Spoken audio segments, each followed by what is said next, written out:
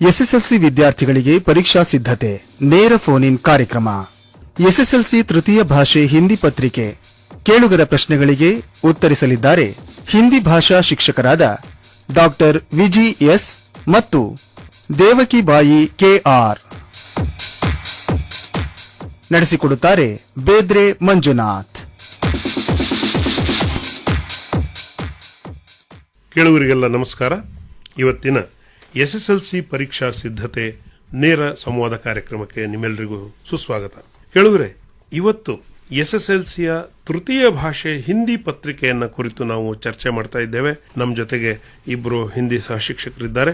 ಒಬ್ಬರು ಶ್ರೀಮತಿ ಕೆಆರ್ ದೇವಕಿಬಾಯಿ ಅವರು, ಇವರು ಮೈಸೂರಿನ ಮರಿಮಲ್ಲಪ್ಪ ಪ್ರೌಢಶಾಲೆಯಲ್ಲಿ ಹಿಂದಿ ಶಿಕ್ಷಕಿಯಾಗಿದ್ದಾರೆ. ಮತ್ತೊಬ್ಬರು ಡಾಕ್ಟರ್ ಎಸ್ ವಿಜಿ ಅವರು, ಇವರು ಒಂಟಿಕೊಪ್ಪಲಿನ ಸರ್ಕಾರಿ ಪ್ರೌಢಶಾಲೆಯಲ್ಲಿ ಹಿಂದಿ ಸಹ ಶಿಕ್ಷಕರು. ಹಾಗೇನೆ ಮೈಸೂರು ಜಿಲ್ಲಾ ಹಿಂದಿ ಸಹ ಶಿಕ್ಷಕರ ಒಂದು ಸಂಘ ಏನಿದೆ, ಆ ಜಿಲ್ಲಾ ಸಂಘದ ಅಧ್ಯಕ್ಷರು ಕೂಡ. ಮೇಡಮ್ ಮತ್ತೆ ಸರ್, ನಿಮ್ಮ ಕಾರ್ಯಕ್ರಮಕ್ಕೆ ಸ್ವಾಗತ. ಇವತ್ತು ಈ ಕಾರ್ಯಕ್ರಮದಲ್ಲಿ ವಿದ್ಯಾರ್ಥಿಗಳು ಪ್ರಶ್ನೆಗಳನ್ನ ಕೇಳ್ತಾರೆ. ಅದಕ್ಕಿಂತ ಮುಂಚೆ ಒಂದು ಸ್ವಲ್ಪ ಹೊತ್ತು ಈ ಪ್ರಶ್ನೆ ಪತ್ರಿಕೆಯ ರೂಪುರೇಷೆ ಮತ್ತೆ ಮತ್ತೆ ಹೇಳಬೇಕಾಗಿದೆ.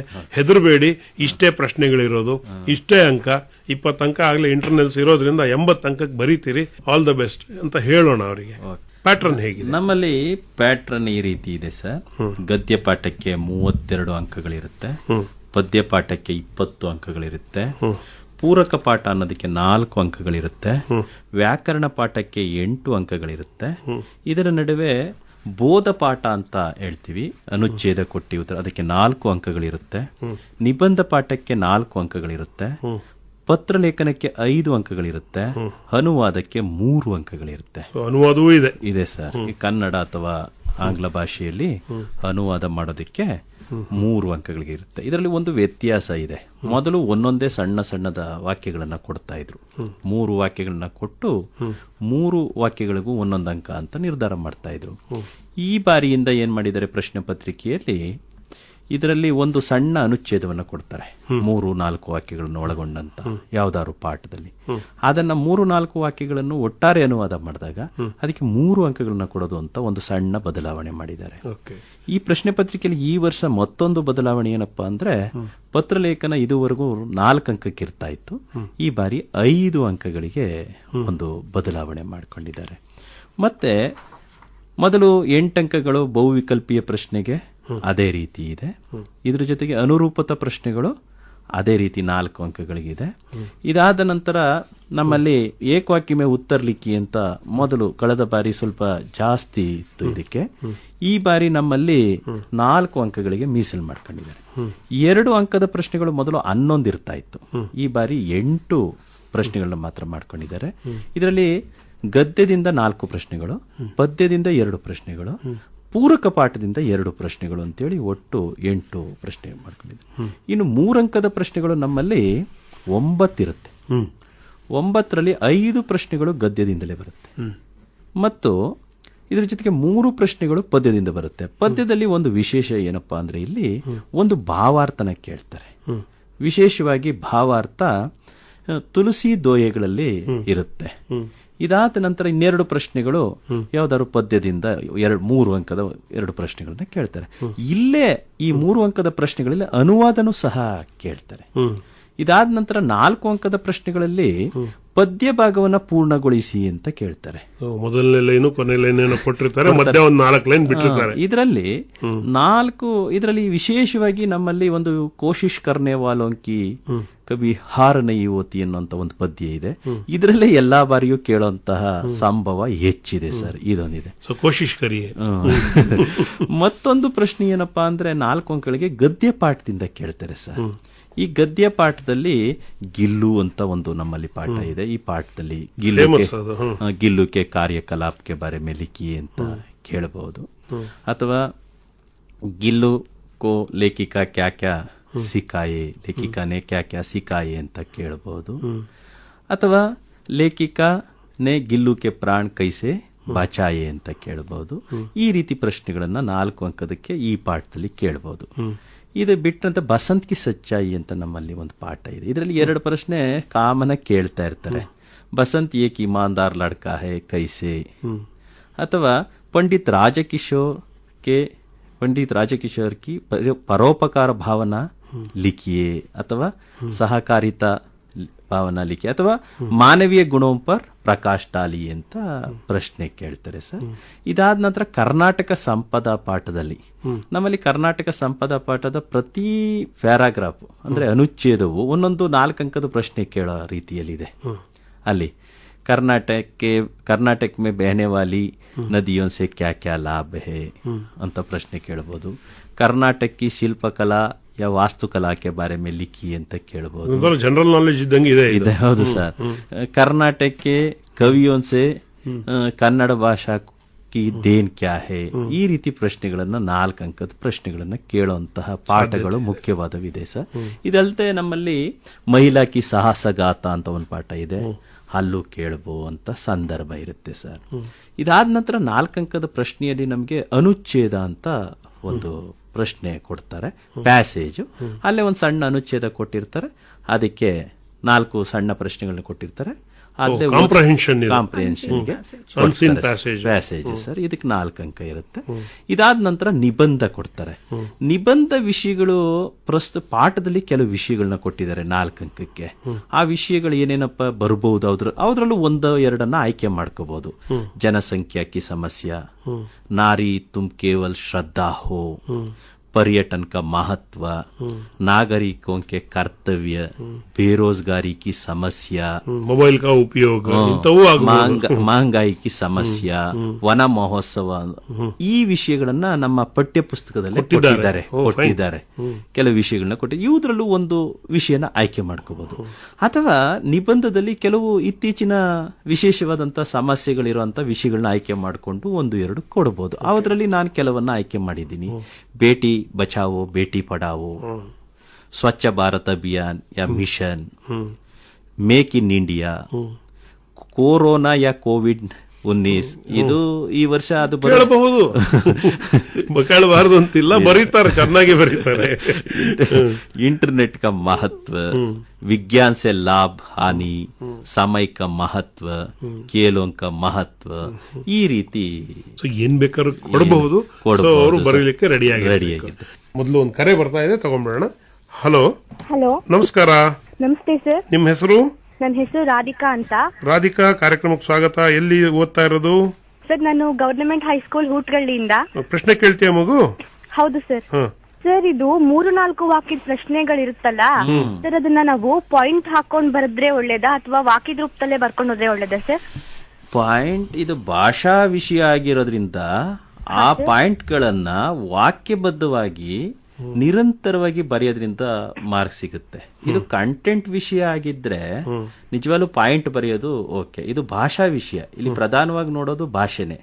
ಆದ್ರಿಂದ ಮಗು, ನೀನು ವಿಷಯವನ್ನ, ಆ ಪಾಯಿಂಟ್ ಗಳನ್ನ ವಾಕ್ಯಬದ್ಧವಾಗಿ ನಿರಂತರವಾಗಿ ಬರೆದ್ರೆ ನಿನಗೆ ಎಲ್ಲಾ ಅಂಕಗಳು ಸಿಗುತ್ತಪ್ಪ. ಅಕಸ್ಮಾತ್ ಬರೆದ್ರು ಏನ್ ತಪ್ಪಿಲ್ಲ, ಅಂಕ ಸಿಗುತ್ತೆ. ಯಾಕಂದ್ರೆ ಎಲ್ಲರಿಗೂ ಎಲ್ಲವೂ ಬರುತ್ತೆ ಅಂತ ನಾವು ಭಾವಿಸಬಾರ್ದು. ಏನೋ ಒಂದು ಮಿನಿಮಮ್ ಪಾಸ್ ತಗೊಳ್ಳೇಬೇಕು ಅಂದಾಗ ನಂಗೆ ಅಂಶ ಬರ್ತಾ ಇದೆ, ವಾಕ್ಯಗಳು ಸಂಪೂರ್ಣವಾಗಿ ಇದ್ರೆ ಒಳ್ಳೇದು. ಪಾಯಿಂಟ್ಸ್ ವೈಸ್ ಬರೆದ್ರು ಕೂಡ each point should be in a complete sentence. ಒಂದು ಡಿಸ್ಕ್ರಿಪ್ಟಿವ್ ಸೆಂಟೆನ್ಸ್ ಆಗಿ ಕಂಪ್ಲೀಟ್ ಇದ್ರೆ that can always B consider ಮಾಡೇ ಮಾಡಬಹುದು. ಧನ್ಯವಾದಗಳು ರಾಧಿಕಾ. ಇನ್ನೊಂದು ಪ್ರಶ್ನೆ ಇದೆ. ಹಲೋ. ಹಲೋ, ನಮಸ್ತೆ. ನಮಸ್ತೆ. ನಿಮ್ಮ ಹೆಸರು? ಸಿಂಚನ ಅಂತ. ಸಿಂಚನ, ಎಲ್ಲಿಂದ? ಸರ್ಕಾರಿ ಪ್ರೌಢಶಾಲೆ ಮಡವಿನಹಳ್ಳಿ. ಓಕೆ, ಪ್ರಶ್ನೆ ಕೇಳ್ತೀಯ ಮಗು? ಸರ್. Okay, please. ಸರ್, ಕೋಶಿಶ್ ಕರ್ನೆ ವಾಲೋನ್ ಕೆ ಅದರಲ್ಲಿ ಕಂಠಪಟ್ಟ ಪದ್ಯ ಬರುತ್ತೆ ಅಂದ್ರೆ ಅದ್ರಲ್ಲಿ 1 ವಾಕ್ಯ 2 ವಾಕ್ಯನು ಬರ್ಬೋದಾ, ಇಲ್ಲಾಂದ್ರೆ ಅಷ್ಟೇ ಅಂಕನ ಅದಕ್ಕೆ? ಇಲ್ಲ ಕಣಪ್ಪ, ಅದು ಕಂಠಪಾಠಕ್ಕೆ ಸೀಮಿತವಾಗಿರೋದ್ರಿಂದ 4 ಅಂಕಗಳು ಆ ಪದ್ಯಕ್ಕೆ ಅಲ್ಲೇ ಅಲಾಟ್ ಆಗೋಗಿರೋದ್ರಿಂದ ಸಾಮಾನ್ಯವಾಗಿ ನಾವು ಅದರಿಂದ ಮತ್ತೆ ಇನ್ನು ಅಧಿಕವಾದ ಪ್ರಶ್ನೆಗಳನ್ನ ಎಕ್ಸ್ಪೆಕ್ಟ್ ಮಾಡೋ ಹಾಗೆ ಇಲ್ಲ. ಸೊ ನೀವು ಅದನ್ನ ಲಾಸ್ಟ್ 6 ಲೈನ್ಸ್ ಏನಿದೆ, असफलता एक चुनौती है इंದ ಮತ್ತು ಭಾಗವತಂವರೆಗೂ ಏನಿದೆ, ಅಥವಾ ಕೋಶಿಶ್ ಕರ್ನೆ ವಾಲೋಂ ಕಿ ಕಭಿ ಹಾರ್ ನಹಿ ಹೋತಿ, 6 ಲೈನ್ಸ್ ಇದೆ. ಆ 6 ಲೈನ್ಸ್ ನ ಅವರು ಪರ್ಫೆಕ್ಟ್ ಆಗಿ ಮೆಮೊರೈಸ್ ಮಾಡ್ಕೊಂಡ್ ಬಿಟ್ರೆ ಅದರಲ್ಲಿ 4 ಸಾಲುಗಳನ್ನ ಬರ್ದು ಅಭ್ಯಾಸ ಮಾಡಿಬಿಡಿ, ಈಸಿ ಆಗುತ್ತೆ ಅಂತ. ಇನ್ನೊಂದು ಕರೆ ಇದೆ. ಹಲೋ. ಹಲೋ, ನಮಸ್ತೆ. ಪೂರ್ವಿಕಾ ಅಂತ. ಎಲ್ಲಿಂದ ಪೂರ್ವಿಕಾ? ಮೈಸೂರಿಂದ. ಪ್ರಶ್ನೆ ಕೇಳ್ತೀಯ ಮಗು? ಆಶಾ. ಸರ್ ಇದು ನಿಬಂಧದಲ್ಲಿ ಪಾಯಿಂಟ್ ವೈಸ್ ಬರಿಬೇಕಾ ಇಲ್ಲ ಪ್ಯಾರಾಗ್ರಾಫ್ ಬರಿಬೇಕಾ? ಇದು ಅಲ್ಲೇ ನಮ್ಮ ಪ್ರಶ್ನೆ ಪತ್ರಿಕೆಯಲ್ಲಿ ಪಾಯಿಂಟ್ಸ್ ಕೊಟ್ಟಿರ್ತಾರೆ ಸರ್. ಇದು ಮೂರು ಪಾಯಿಂಟ್ಸ್ಗಳನ್ನ ಆಧರಿಸಿ ಪ್ರತಿ ನಿಬಂಧನು ಡೆವಲಪ್ ಆಗುತ್ತೆ. ವಿಷಯ ಪ್ರವೇಶ, ವಿಷಯ ವಿಸ್ತಾರ್ ಮತ್ತೆ ಉಪಸಂಹಾರ ಅಂತೇಳಿ ಈ ಮೂರು ವಿಷಯಗಳನ್ನ. ಆದ್ರೆ ನಮ್ಮ ಇದರಲ್ಲಿ ಪ್ರಶ್ನೆ ಪತ್ರಿಕೆಯಲ್ಲಿ ನಿಬಂಧಗಳಿಗೆ ಪಾಯಿಂಟ್ಸ್ ಕೊಟ್ಟಿರ್ತಾರೆ. ಈ ಉದಾಹರಣೆಗೆ ಇಂಟರ್ನೆಟ್ ಕ ಮಹತ್ವ ಅಥವಾ ಇಂಟರ್ನೆಟ್ ಸೆ ಲಾಭ ಹಾನಿ ಅಂತ ಪ್ರಶ್ನೆ ಏನಾದ್ರು ಕೇಳಿದ್ರೆ ಅವ್ರ ನಿಬಂಧದಲ್ಲಿ ಅರ್ಥ, ಲಾಭ, ಹಾನಿ, ಉಪಸಂಹಾರ ಅಂತ ಕೇಳ್ತಾರೆ. ಈ ಪಾಯಿಂಟ್ ಗಳಿಗೆ ಉತ್ತರ ಬರೆದ್ರೆ ಇಲ್ಲಿ 4 ಅಂಕವು ದೊರಕುತ್ತೆ, ಫುಲ್ ಸಿಕ್ಕುತ್ತೆ. ಇನ್ನೊಂದು ಕರೆ ಇದೆ. ಹಲೋ ಸರ್, ನನ್ನ ಹೆಸರು ಜಯಲಕ್ಷ್ಮಿ ಅಂತ. ಎಲ್ಲಿಂದ ಜಯಲಕ್ಷ್ಮಿ? ಜಯಸ ಶಿಶುನಾಳ ಶರೀಫ್ ಹೈಸ್ಕೂಲ್ ಉದಯಗಿರಿಯಿಂದ ಪ್ರಶ್ನೆ ಕೇಳ್ತೀಯ ಮಗು? ಹ್ಮ್ ಸರ್. बसंत एक निहित स्वाभिमानी और ईमानदारी लड़का है कैसे? ಸರ್, ಇದು 4 ಅಂಕದ ಪ್ರಶ್ನೆಗೆ ಹೇಗ್ ಬರೆಯೋದು? ಇದು 4 ಅಂಕದ ಪ್ರಶ್ನೆಗೆ ಯಾವ ರೀತಿ ಉತ್ತರ ಬರೀಬೇಕಪ್ಪ ಅಂದ್ರೆ, ಓ ಲಡ್ಕ ದಿಯಾ ಸಲಾಯಿ ಮತ್ತೆ ಚಲನಿ बटन बेचने वाला ईमानदार लड़का है. एक बार पंडित राजकिशोर से चलनी खरीदने के लिए अनुरोध करता है. उनके पास उनकी जरूरत ना होने पर भी वो मुफ्त में पैसे देने के लिए जाते हैं, लेकिन वो लेने के लिए इनकार करता है. और दूसरी बात है, जो बुने पैसे देना था पंडित राजकिशोर को, उसे अपने भाई के द्वारा लौटाने के लिए प्रयास करता है. ये ईमानदारी और स्वाभिमान लड़का है. ಹೀಗೊಂದು ಉದಾಹರಣೆಯನ್ನ ಕರೆಕ್ಟ್ ಆಗಿ ಬರೀಬೇಕಾಗುತ್ತೆ. ಇನ್ನೊಂದು ಕರೆ ಇದೆ. ಹಲೋ ಹಲೋ, ನಮಸ್ಕಾರ. ನಮಸ್ತೆ ಸರ್. ನಿಮ್ಮ ಹೆಸರು? ಸೌಂದರ್ಯ ಅಂತ. ನಾನು ಸರ್ಕಾರಿ ಪ್ರೌಢಶಾಲೆ ಹುಟ್ಟಗಲ್ಲಿಂದ ಸರ್. ಓಕೆ, ಸೌಂದರ್ಯ ಪ್ರಶ್ನೆ ಕೇಳ್ತೀಯ ಮಗು? ಹಾ ಸರ್. ಮ್ಯಾಮ್, 3 ಅಂಕಕ್ಕೆ ಭಾವಾರ್ಥ ಬರುತ್ತಲ್ಲ ಮ್ಯಾಮ್, ಅಲ್ಲಿ 5 ದೋಹೆಗಳಿದೆ ಅಲ್ವಾ ಮ್ಯಾಮ್, ಯಾವ್ದನ್ನ ಇಂಪಾರ್ಟೆಂಟ್ ಆಗಿ ಓದ್ಕೋಬೇಕು ಮ್ಯಾಮ್? 5 ಇಂಪಾರ್ಟೆಂಟ್ ಅಂತಾನೆ ಹೇಳ್ಬೋದು ಮಗಳೇ, ಯಾವುದು ಅನ್ಇಂಪಾರ್ಟೆಂಟ್ ಅಂತ ನಾವು ಹೇಳೋಕೆ ಬರೋದಿಲ್ಲ. ಬಟ್ ಸುಲಭವಾದ್ದು, ಸರಳವಾದ್ದು ತುಳಸಿ ಸಾಥಿ ವಿಪತ್ತಿಕೆ ಅನ್ನೋದೇನಿದೆ, ದಯಾ ಧರ್ಮ ಕಾ ಮೂಲ ಹೇ ಅನ್ನೋದೇನಿದೆ, they are most easiest one and easily considered one. ಹಾಗಾಗಿ ಅವುಗಳನ್ನ ಜಾಸ್ತಿ ಒತ್ತು ಕೊಡ್ಬೇಕು. ಬಟ್ ನಾ ಹೇಳೋದೇನಪ್ಪ ಅಂದ್ರೆ 5 ದೋಹಗಳು ತುಂಬಾ ಏನ್ ಕಷ್ಟ ಇಲ್ಲ. ಸರಳವಾಗಿ 2 ರಿಂದ 3 ವಾಕ್ಯದಲ್ಲಿ ನಾವು ಅದರ ಒಂದು ಭಾವಾರ್ಥವನ್ನ ಬರೆದು ಬಿಡಬಹುದು. ಮತ್ತೆ ಭಾವಾರ್ಥ ಬರೆಯುವಾಗ 3 ಅಂಕಕ್ಕೆ ಆದ್ರಿಂದ ನಾವು ಅಲ್ಲಿ ಕವಿಯ ಹೆಸರನ್ನ, ಕವಿಯ ಆಶಯವನ್ನ ಒಂದು ವಾಕ್ಯದಲ್ಲಿ ಪ್ರಸ್ತುತಪಡಿಸಬೇಕು.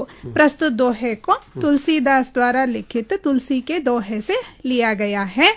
इस दोहे में कवि का आशय है कि ಅಥವಾ ಕವಿ ಕಾ ಸಂದೇಶ್ ಹೇಕಿ. ಇಲ್ಲಿ 2 ವಾಕ್ಯ ಆಗೋಯ್ತು. ಇನ್ 2 ವಾಕ್ಯ ದೋಹದಲ್ಲಿ 2 ಸಾಲಿಂದ ಒಂದು ಭಾವಾರ್ಥವನ್ನ ನಾವು ಹಾಗೆ ಬರೆದ್ರೆ ನಮ್ಗೆ 3 ಅಂಕಗಳು ಅಲ್ಲಿ ಸುಲಭವಾಗಿ ಗಳಿಸ್ಕೊಳ್ಳೋದಕ್ಕೆ ಈಸಿ ಆಗುತ್ತೆ. ಆಶಯ ಅಂತ ಹೇಳಿದ್ರಿ, ಏನಿರುತ್ತೆ ಆಶಯ ಅಲ್ಲಿ ಸರ್? ಈಗ ತುಳಸಿ ಸಾಥಿ ವಿಪತ್ತಿ ಕೆ ವಿದ್ಯಾ ವಿನಯ್ ವಿವೇಕ್ ಸಾಹಸ ಸುಕೃತ ಸುಸತ್ಯವ್ರತ ರಾಮ ಭರೋಸೋ ಏಕ್ ಅನ್ನೋದು ಒಂದು ದೋಹ ಇದೆ. ಇಲ್ಲಿ ತುಳಸಿದಾಸರು ಏನ್ ಮಾಡ್ತಾರೆ ಅಂತ ಹೇಳಿದ್ರೆ, ಒಬ್ಬ ವ್ಯಕ್ತಿಯಲ್ಲಿ ಇರಬಹುದಾದಂತಹ ಆದರ್ಶ ಗುಣಗಳು ಹಾಗೂ ಭಕ್ತಿ, ಈ 2ರ ಒಂದು ಆಶಯವನ್ನ ಇಲ್ಲಿ ನಾವು ನೋಡ್ತೀವಿ. ಸೊ ತುಳಸಿದಾಸರು ಏನ್ ಹೇಳ್ತಾರೆ, ತುಳಸಿ कहते हैं कि ಸಾಥಿ ವಿಪತ್ತಿಕೆ, ಯಾನಿ ಜೀವನದಲ್ಲಿ ಕಷ್ಟಗಳು ಬಂದಾಗ ನಮ್ಮ ನಿಜವಾದ ಜೊತೆಗಾರರು ಯಾವುದು? ವಿದ್ಯಾ ವಿನಯ್ ವಿವೇಕ್. ವಿದ್ಯೆ, ಜ್ಞಾನ, ವಿನಯ, ನಡತೆ, ವಿವೇಚನೆ, ಆಲೋಚನೆ, ಈ 3 ನಮ್ಮೊಟ್ಟಿಗಿದ್ರೆ ನಾವು ಯಾವುದೇ ಕಷ್ಟವನ್ನ ನೀಗಿಸ್ಕೋಬಹುದು. ಸಾಹಸಿ ಸುಕೃತಿ ಸುಸತ್ಯವ್ರತ ರಾಮ ಭರೋಸೋ ಏಕ್. ಯಾರು ರಾಮನಲ್ಲಿ, ಅಂದ್ರೆ ಇಲ್ಲಿ ರಾಮ ಅಂತ ಹೇಳಿದ್ರೆ ಅವರ ಇಷ್ಟ ದೇವರಾದ್ರಿಂದ ರಾಮ ಅಂತ ಹೇಳ್ತಾರೆ. In general terms it is ಭಗವಂತನ ನಂಬಿಕೆ ಇದ್ದಂತಹ ವ್ಯಕ್ತಿ ಜೀವನದಲ್ಲಿ ಸಾಹಸಿಯು, ಸುಕೃತನು ಹಾಗೂ ಸುಸತ್ಯವ್ರತನು ಆಗಿರುತ್ತಾನೆ ಅನ್ನೋ ಒಂದು ಆಶಯವನ್ನ ಇಲ್ಲಿ ಕವಿ ವ್ಯಕ್ತಪಡಿಸೋದನ್ನ ನಾವು ನೋಡ್ತೀವಿ. ಇದನ್ನ ನಾವು ಅದೇ 2 ವಾಕ್ಯವನ್ನ ಅಲ್ಲಿ ಬರೆದ್ರೆ ನಮ್ಮ ಒಂದು ಭಾವಾರ್ಥ ಸಂಪೂರ್ಣವಾಗುತ್ತೆ. 3 ಅಂಕಗಳು ಸಂಪೂರ್ಣವಾಗಿ ಸಿಗುತ್ತೆ. ಖಂಡಿತ. ಇನ್ನೊಂದು ಕರೆ ಇದೆ. ಹಲೋ ನಮಸ್ಕಾರ. ನಾವು ತೋಳಮಟ್ಟಿಯಿಂದ ಬೆಳಗ್ಗೆ ತಾಲೂಕಿನ ಮಾತಾಡಿದ್ರಿ. ನಿಮ್ಮ ಹೆಸರು ರೀ? ಈರಣ್ಣ ರೀ. ಈರಣ್ಣರೇ, ಪ್ರಶ್ನೆ ಕೇಳ್ತೀರಿ? ಹ್ಞೂ. ಅದ ಹಿಂದಿ ಅನ್ವಯಿಕ ಪ್ರಶ್ನೆ ಪಾಠದೊಳಗಿನ ಕೇಳ್ಬೋದನ್ರಿ? ಡಾಕ್ಟರ್ ವಿಜಯ ಸರ್, ಈ ತರದ ಪ್ರಶ್ನೆಗಳು ಈ ಬಾರಿ ಹೆಚ್ಚು ಇದೆ ಸರ್. ಈ ಬಾರಿ ಹೆಚ್ಚು ಪಾಠದ ಮಧ್ಯದಲ್ಲೇ ಕೇಳುವಂತಹದ್ದು ಹೆಚ್ಚು ಪ್ರಶ್ನೆಗಳು ಬರುತ್ತೆ ಸರ್.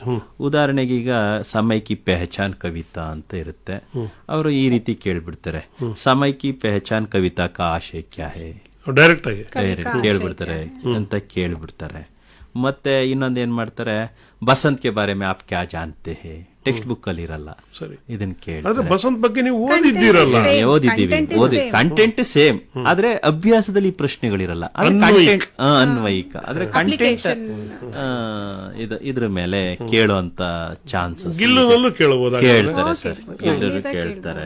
ಪಂಡಿತ್ ರಾಜಕಿಶೋರ್ ಕೆ ಬಾರೆ ಮೇ ಆಪ್ ಕ್ಯಾ ಜಾನ್ತೆ ಹೇ ಅಂತ ಕೇಳಬಹುದು. ಅವ್ರ ಬಗ್ಗೆ 2 ಲೈನ್ ಬರೆದ್ರೆ ಆಯ್ತು. उनके मानवीय गुणों का परिचय दीजिए. ಈ ರೀತಿ ಟೆಕ್ಸ್ಟ್ ಬುಕ್ ನಡುವೆನೂ ಸಹ ಪಠ್ಯ ಪುಸ್ತಕದ ವಿಷಯಗಳನ್ನ ಆಧರಿಸಿ ಪ್ರಶ್ನೆ ಕೇಳುವಂತದ್ದು ಈ ಬಾರಿ ಇರುತ್ತೆ ಸರ್.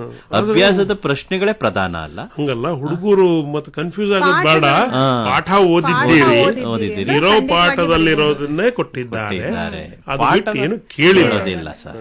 ಪಾಠದಲ್ಲೇ ಕೇಳ್ತಾರೆ. ಇನ್ನೂ ಟೈಮ್ ಇದೆ, ಕ್ವಶನ್ ಪೇಪರ್ ಓದಿ, ಜೊತೆಗೆ ಪುಸ್ತಕವನ್ನು ಒಂದ್ಸರಿ ಓದ್ಬಿಡಿ. ಇನ್ನೊಂದು ಬಾರಿ ಕ್ವಶನ್ ಪೇಪರ್ ಅಂದಾಗ ನಿಮ್ಮ ಅಂತಿಮ ಇದು ಮಾಡಿದ್ರಲ್ಲ ಪ್ರಿಪರೇಟರಿ ರಾಜ್ಯ ಮಟ್ಟದ್ದು, ಅದು ಮಾದರಿಯಾಗಿ ಇಟ್ಕೊಳ್ಳಿ. ಹಲೋ, ನಮಸ್ಕಾರ ರೀ. ನಮಸ್ಕಾರ ಸರ್. ನಿಮ್ಮ ಹೆಸರು? ವಿಕಾಸ್ ಅಂತ. ಎಲ್ಲಿಂದ? Karnataka public school, Kuvempu Nagar, Mysuru. Okay, ಪ್ರಶ್ನೆ ಕೇಳ್ತೀರಿ? ಹಾ ಸರ್. ಇವಾಗ ಸರ್ ನಾವು ಮೂರು ವಾಕ್ಯದಲ್ಲಿ ಉತ್ತರಿಸಿ ಪ್ರಶ್ನೆಗಳಿರುತ್ತಲ್ಲ, ಅದಕ್ಕೆ ನಾವು ಟೆಕ್ಸ್ಟ್ ಬುಕ್ ಅಲ್ಲಿ ಇರೋ ತರನೇ ಬರೀಬೇಕು. ಅದನ್ನ ಅರ್ಥ ಮಾಡ್ಕೊಂಡ್ರದ್ನ ನಾವು ಓನ್ ವರ್ಡ್ಸ್ ಅಲ್ಲಿ ಬರ್ದ್ರು ಮಾರ್ಕ್ಸ್ ಕೊಡ್ತಾರಾ? ಓನ್ ವರ್ಡ್ಸ್ ಅಲ್ಲಿ ಬರಿಬಹುದು ಮಗು ವಿಕಾಸ್, ಆದ್ರೆ ವ್ಯಾಕರಣಬದ್ಧವಾಗಿ ಇರಬೇಕು ವಾಕ್ಯಗಳು. ಹಾ ma'am. Grammatically the sentences should be correct ಒಂದು.